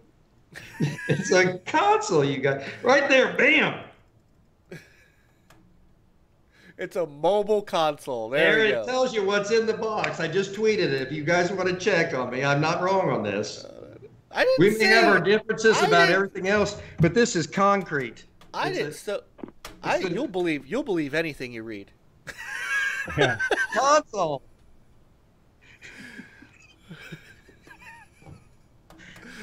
Well, I tell you, Just like See, just it like has the this word is a con in it. shield. So okay, so hold on. This is a shield. So if Stadia said it was a console, would you buy it? No, I don't. The service sucks. I wouldn't buy it. No, right. I regret buying what I did buy. It's not a console. They gave me a controller. Stadia's a controller. That's what I got. A controller and a bad experience. That's what I got with Stadia. I'm with you on the bad experience, but isn't a controller part of a console? Part of. It's not part of a. You can say it. Part of a. Right, but it's not a console by itself. No, it's not a console by itself. But when you hook it to a laptop, it's like my beautiful. It's like my Xbox Elite controller. I bought it when it first came out. I actually went to the Microsoft store and bought it when they first launched, and everybody was like, "Why are you paying $169 for that thing?" It's still not a console. It's a controller. Okay. But it connects. It costs as much as a console, but it's a controller. So you're gonna throw that controller in the trash if it just. I don't like the new age we're moving to. Pretty soon we'll have robots that play our games for us. It's like these. It's like these lazy asses that watch people play games all day long and they don't play games themselves. I mean, I don't know about you, but I'll still be playing the games. Pretty soon he'll be like, Alexa, play my game for me. Alexa, fix my dinner. You know. Where are we? Where is this coming from? This is where this is going. This cold, dark, empty feeling of not having anything, just doing things and nothing. Where is the beef? Where's the beef exactly? Where's the beef? I want something tangible. Okay, so the beef isn't the game. The beef is the console. So then what's the game? And Primera, well, you don't even have to say Alexa launch on Xbox. I mean, the minute you walk in the door, you say Xbox, and the darn thing would come on all the time. Not anymore because they took Kinect out. See, but you haven't played it in a while. Yeah, I know. So, see, that's the I love you guys. I'm sorry. I'm stuck in my ways. And hey, look. That it's the thing about this is that. And if Phil Spencer wants to continue to get my money, he better keep making consoles. If you hear me, Phil, keep making the consoles. I'll keep buying them. If you stop, I ain't buying them. And that goes for Sony and Jim Ryan and all those yahoos. If you stop making the console and give them then I'm done. But if you give me my plastic box, Phil, and I'll keep buying from you. There it is. See, there you go. I want my plastic box and my games. That's all you had to say was it's about the plastic box. I've been saying that all night. No, you've been saying it's also about the games, but you can't. You guys are like, oh, I can't believe he's not adapting. He's not adapting to what everybody else is doing. It's just. You remember the Pied Piper and how all the mice followed him and they all fell off the bridge and drowned in the water? That's not me. I'm the Pied Piper leading them that way. I don't know about that. I'm not sure. I'm not sure. My point is I'm not following just because there's this thing that everybody seems to be going this direction. I don't think we're not there yet. And I really don't even need to worry about it right now. I'm just saying in the future, if that changes, I think we're in preview stuff. I mean, I get that. there'll be somebody out there that'll give me my plastic box and games I want to play. Somebody will. What if they give you the plastic box and you don't want to play the games? What if they don't have the games you want to play? Well, I've already had this last year. I had a plastic box and I couldn't get any games, so I got another plastic box. Right. So what if you don't? That's what happens. So what if you get a streaming service and they start changing the policies on you, because none of the policies are set in stone. They can change things. So now, but now we're talking about something different. We're now not talking about the games anymore. So we stopped talking about the games. If they yank games from the service, I'm talking about the games that we can't play now. But if I have the games that I want to play on the service, even if they remove games that I've played before or something like that, and yes, you're right. But again, we're talking about plastic boxes. We're talking about price. We're talking about policies. Right. We're not talking about game. Here's the thing. I feel like if I'm paying $180 or $200 for a service or something like that, I want my damn box. I'm sorry. I don't want it just willy-nilly out. You know what I'm saying? Right. So it's like I said, if people complain about these prices of the console all the time, but they have no problem spending $200 for this service, $80 for this service a year, $100 for this service, shelling out all kinds of money for all these services, but yet they can't come up with the money for a console. Right. So we're back to price. But now we're back to price. There's a lot of things involved. There's for some people. So, but we haven't. You know what? In all of this, not a single game's name has been mentioned other than me talking about Halo, Gears, God of War. I mean, I've mentioned games. And De Niro's hitting it right on the head. And it's okay. It really is okay. You want the console. I'm in no way, shape, or form am I saying that you would not prefer to be on a console. Well, you and Peter should not buy the next Xbox then. Just play xCloud. But I have the choice. You should give it. You could give it a try. I'm just saying. You got to practice what you have preach. a choice. You have a choice. You have a choice now. But if I don't, what happens when the company takes away that choice? See, you guys have the convenience right now of having that choice, but when they take it away, you feel differently. I'm telling you. No. Because if otherwise you'd give up your console, Mike, and you would just play Project xCloud for all your games. And I mean, why not go that route? If you guys are that comfortable, then don't buy the next Xbox console. Just play Project xCloud. See, that's once again. It's a lot harder to do than you realize. Nope. Because so here's the difference between what you are saying and what we are saying. What we are saying is, if we have the choice, we're going to pick the best choice that we have to play on, right? So you're settling. Nope. Not at all. You just said that, and you're settling. If they take it away, we'll play it on the best choice that we have left. That's settling. That's not what you truly want to play it on. If that's the only way, it's even in your voice. If that's the only way we can play it, then we'll settle and we'll play it this way. But that's how life works, dude. It is either Microsoft can't speak for all the gaming companies, Mike. They don't dictate what the whole gaming industry does, Mike. Okay, One company can't. Believe me, that's not true at all. But I'm going to say this again because I don't think you caught it the first time I said it. So I'm going to say it again, and I need you to hear it all the way through. Yes, right this moment, as you have said, and I agree with, and nobody in the room or in the chat room can argue that at this point in time, first off, Project xCloud isn't out yet. So there isn't the choice. It's in preview because they're still working on it to make sure that when they do launch it, but it's the greatest thing since sliced bread. I know. It's not even out of beta yet. I know. Jesus, man, you're not. I'm trying to. I know. I get you. It's not Stadia. It's not Stadia. My point is that right now, you don't have the choice, because the only way that you're even playing this is if you're in the preview program. So right now, console for Xbox is all you have. And I'm going to take Game Pass, and I'm taking it completely out of the equation for a moment. I don't, because I don't want this to conflate what I'm trying to get at. When Project xCloud comes out, you're going to have a choice.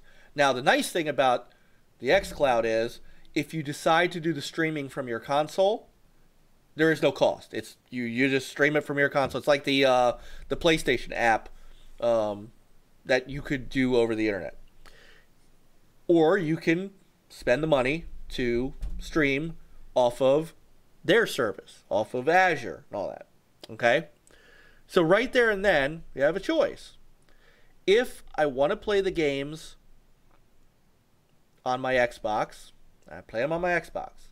If I want to take them on the road, then I get the service.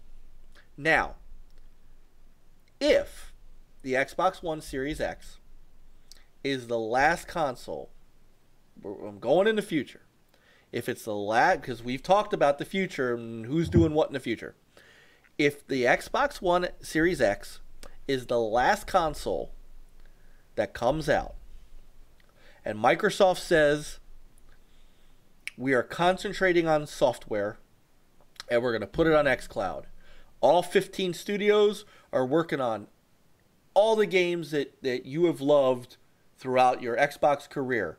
They got Hellblade 3, Halo 8, Gears 20, they've got the brand new games Rare's working on and all this stuff. But my choice is I can walk away from playing all those games that I enjoy and want to play, or I can move to Project xCloud. My personal opinion is, for me, xCloud, here I come. Because I am not going to give up playing those games that I want to play simply because I don't have something I can go over and press and turn on. That's the part. See, I guess I'm different. I'm more excited about the studios that they acquired, new experiences, new games that they're going to make. Sure. Here's the thing.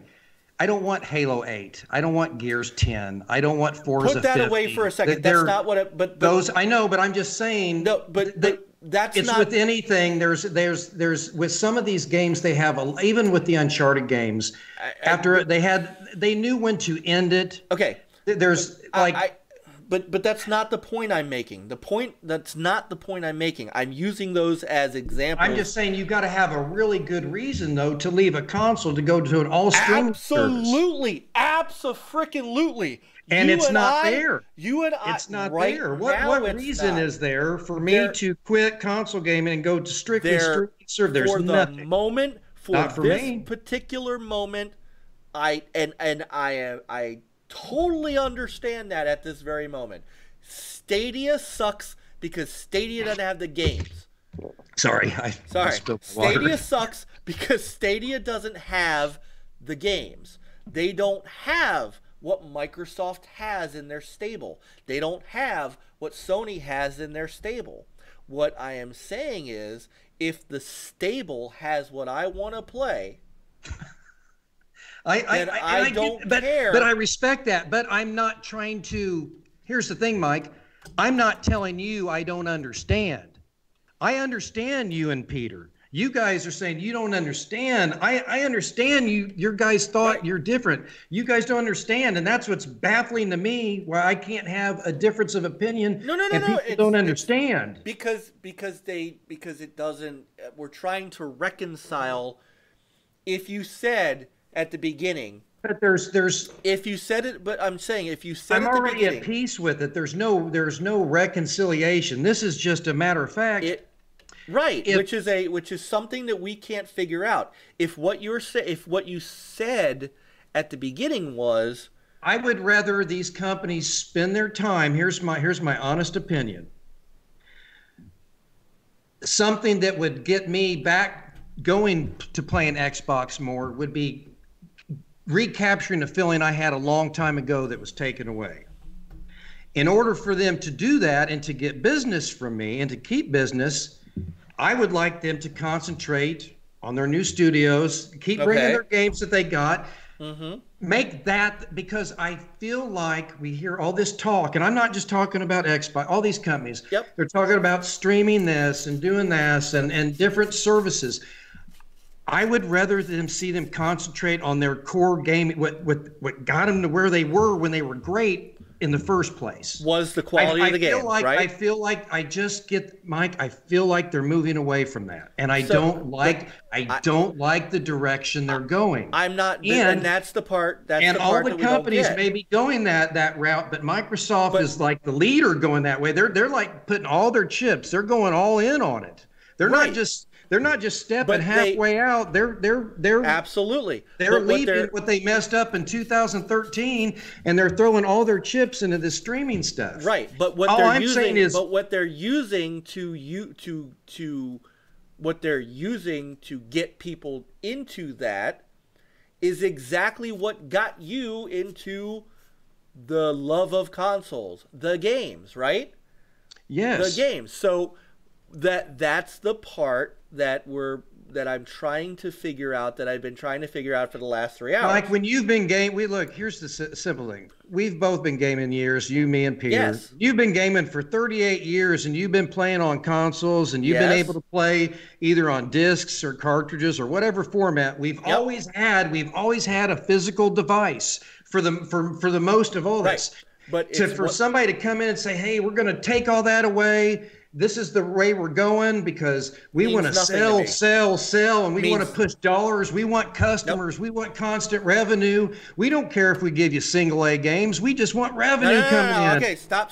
Because because that's what's going to happen. No. It's the Netflix of gaming. No. Exactly what it is. Well, first off, Netflix has top-rated movies on it. So hold on, because that's the part that you're missing. Xbox has 15 studios.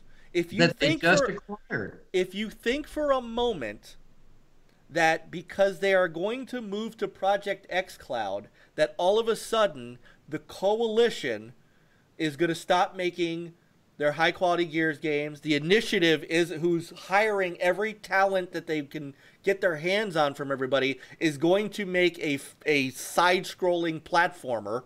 If you think for a moment that Ninja Theory is going to stop making Hellblade because it's going to be streaming, that's not it. I'm not saying that, Mike. What I'm saying is their focus should be on the game first without the streaming.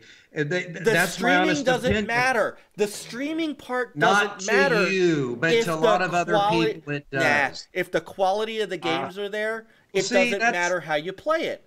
I disagree. I don't know how. That's the part I can't figure out. It's the same reason that people that hated PlayStation, that played Xbox for years, didn't buy a PlayStation. It wasn't because they didn't have great games. They didn't like PlayStation. No, but it had nothing to do. It had to do more with the company than the plastic. Because, no. Because I'll tell you right now, if those games streaming look better, if the company's delivering the games, it don't matter. Like, here's the thing. That's it. If the company's Microsoft is delivering the games, which they didn't for a long time, if they're delivering the games, I have no problem with it. I don't care about all their business ventures. I don't care about their side deals. No. So you're getting. This is where you get off track. You just said exactly what you should have said. Is that if they deliver the games, it shouldn't matter what platform the game comes on. If they deliver the games, it shouldn't matter. I'm talking about the console. It shouldn't have mattered. I'm talking specifically about the Xbox PlayStation war that's been going on for centuries because all the fanboys want their console to be the best. And you know why that is? Because people are attached to the console. There's a reason they're out there fighting, Mike. They like that console, man. They are, but you are missing. If they take away the console, they'll have to shut down Twitter because then nobody will have anything to argue about. I don't care about Twitter. I'm just saying. I'm talking about people, the public in general. All right. So the public in general, no. If you think Twitter's the public in general, that's part of the problem. I'm not saying that. The People public for in years, general, the console wars have gone on for years between Nintendo and Sega. It's nothing new. It's been going on. It's been over consoles. It's not been over services. I understand people that. Get attached to these companies and to these boxes. I'm telling you, that's not just going to go away overnight just because Microsoft says they want to stream games all the time. They do. That's not going to change. If the number of gamers are here that cared about that, and now the number of gamers are here, and only still this number care about that, that doesn't matter. Well, and the industry shouldn't just follow blindly. I'm glad. I like the fact that the companies are taking different routes. If everybody followed Microsoft's route and was just going to just all in on the streaming. If you don't think that PlayStation, who just talked to Microsoft about using Azure, if you don't think they're heading in that direction, you're going to have issues in a few years.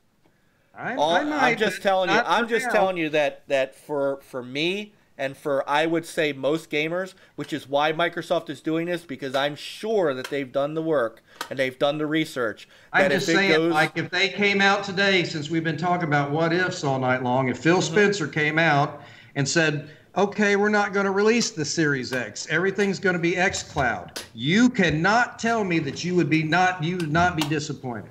Peter, would you go xCloud if that was the case? I'm not saying would you go. If the next Halo Infinite is like fantastic, then I have no problem going to using Xbox xCloud. And it's not going to affect you at all. And if the next God of War is only on, I don't believe now. For a second. No, I don't believe it's really the game that I want to play. Then that's the route. There's millions of gamers that are out there ready to put their deposit down on these consoles. You're telling me that if somebody pulled the consoles that nobody's going to care? I strongly disagree. There's not much money to be made on consoles. No. It doesn't matter. You still got it. Well, of course, if you're not selling them. You got to sell them. Even all right. So this is the bottom. This is the bottom line, and it's 1 o'clock in the morning. You're a console warrior, John. Right. If you either care about the games, console warrior. You either care. Hold on. No. You either care about what you said was the games. You either care about the games or you care about the console. No, you're giving me ultimatums. I care about both, Mike. You're telling me I have to and then I'm being called a console warrior just because I don't agree with you guys. No, heck, Peter didn't even want to get on the show, was going to quit the show because he disagreed with me on this topic. Oh my God. No, that's not come it on. at all. Now you're off your rocker. All right. We got to cut here because I don't think we're going to get any farther. And B, it's 1 o'clock in the morning, and I don't know what time you got to get up, John, but you're usually up early in the morning. So, good. All I got to say is that if streaming is my future, then for the record, I'm not a console warrior. I got Xbox. We know, John. John, we know. We understand what he's saying is. I just don't agree. I'm a fanboy when I don't agree. You're not a fanboy. That's the truth. What we are saying is, so what you are, which is perfectly okay. I will say it one more time. You're a console hugger. You want to hug that? You want to hug that? No, I'm not. Yes, you are. Why do I have to be labeled? Is this a millennial thing? Yeah, because you millennial hashtag hugger. Forget that crap. I'm a gamer. Period. I'm not a hugger. I'm not a warrior. I'm a gamer.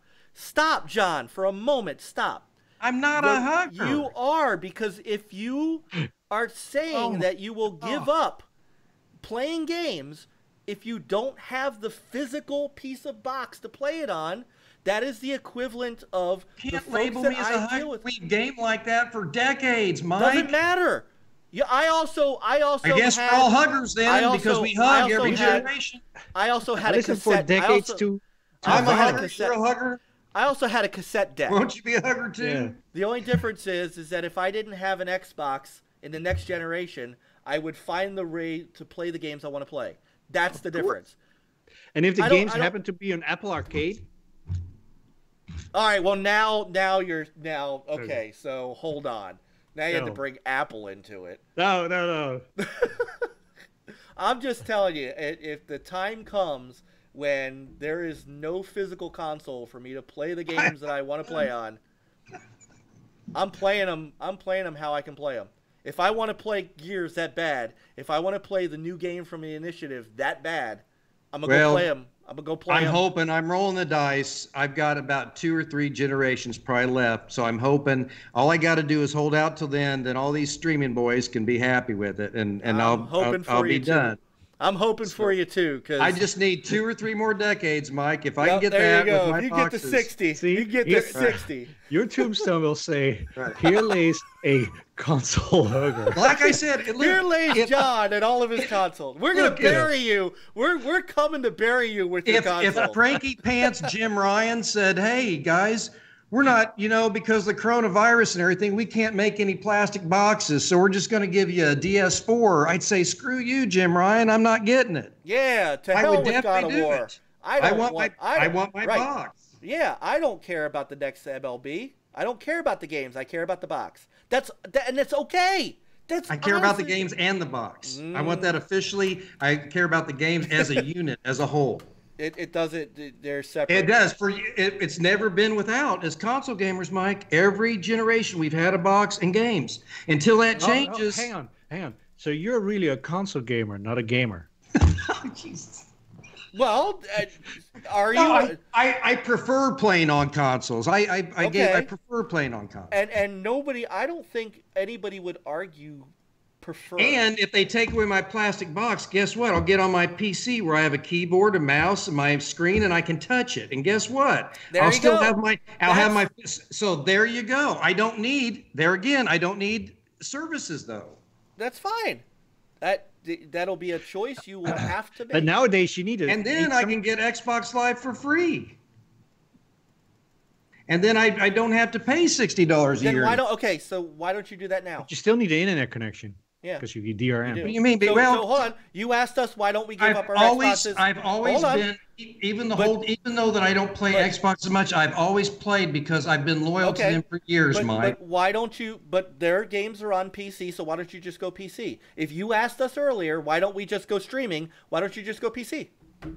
I could, but here's the first thing. Mm-hmm. Most of the games that I play are on PlayStation or the Switch. Okay. The Xbox is like my third console. Right, I don't even play it that much. So I mean, I don't go to the PC because I got my exclusive games on my PS4. I got games on the Switch. I can't play anywhere else. There's a reason that I play on those consoles. Very soon, there aren't going to be any exclusive games on PS4 either, because that might be true. I know. Yeah, those are coming to PC as well. Oh, I know. So it's just all right. Well, it's now 1:10, so all right. I am going to call this here, and it is. Sorry, everybody. No, there's no reason to be sorry. Jesus, man. This is I'll get hate mail. You don't know what I went through, Mike. I'll get DMs and hate mail and everything. Yes, you will get, and if that affects you, you and I have to talk about a whole different level of issue, because I could care absolute less what anybody on Twitter says about us. Honestly, there's those, you find out who your friends are very quickly by that. So the fact that we could even have this argument and go on, so it's I'm not worried about what Twitter. Well, like I said, I've been pretty much on point tonight. The Switch is a console. If you go to Twitter and follow me at John Place Technofabulous, my latest tweet there, I have a picture of the Switch console, which Nintendo verified that it's a console. Well, Peter, you got one right tonight. All right, guys. Hey, to our chat room, whatever's left, it's just Dinero at this point. Yeah. Everybody else is like, holy shit, what the hell happened? So, welcome back, NLG. Next week, actually, I can't remember. We made up for lost time. Yeah, we did. I can't remember when, but in the next 2 weeks, I think it's the 15th. I'll double check. We're gonna have the Retro Mania. You can't see that. the guys from Retromania Wrestling who are making that, or the Retrosoft who are making Retromania Wrestling. They're coming on the show to talk about their upcoming game, which right now is only available on consoles, but they'll be on to talk about their new game, and then hopefully very soon we'll get to talk about, I don't know, anything at this point. So. Oh, look, Magnetic Storm is still there. Oh, sorry, I haven't been here. I had health problems in the past. I'm sorry to hear that. Sorry to hear brother. that. Yeah, but we're glad you're here. So we appreciate all you guys that come out. I don't know where Dizzy went. Dizzy went, holy shit. He's going back to the Iron Lords and said, you guys have no idea what's going on NLG tonight. So Frankie was probably headed to his computer and then just turned around and went to bed. Yeah. So, all right. I don't have an ending video, so I'm going to play the intro video one more time. So right. Everybody, we'll see you next week. All right. Thanks, guys. See you all next week. Everybody have a great night, and play on, gamers. Game on, guys. Whatever you play on.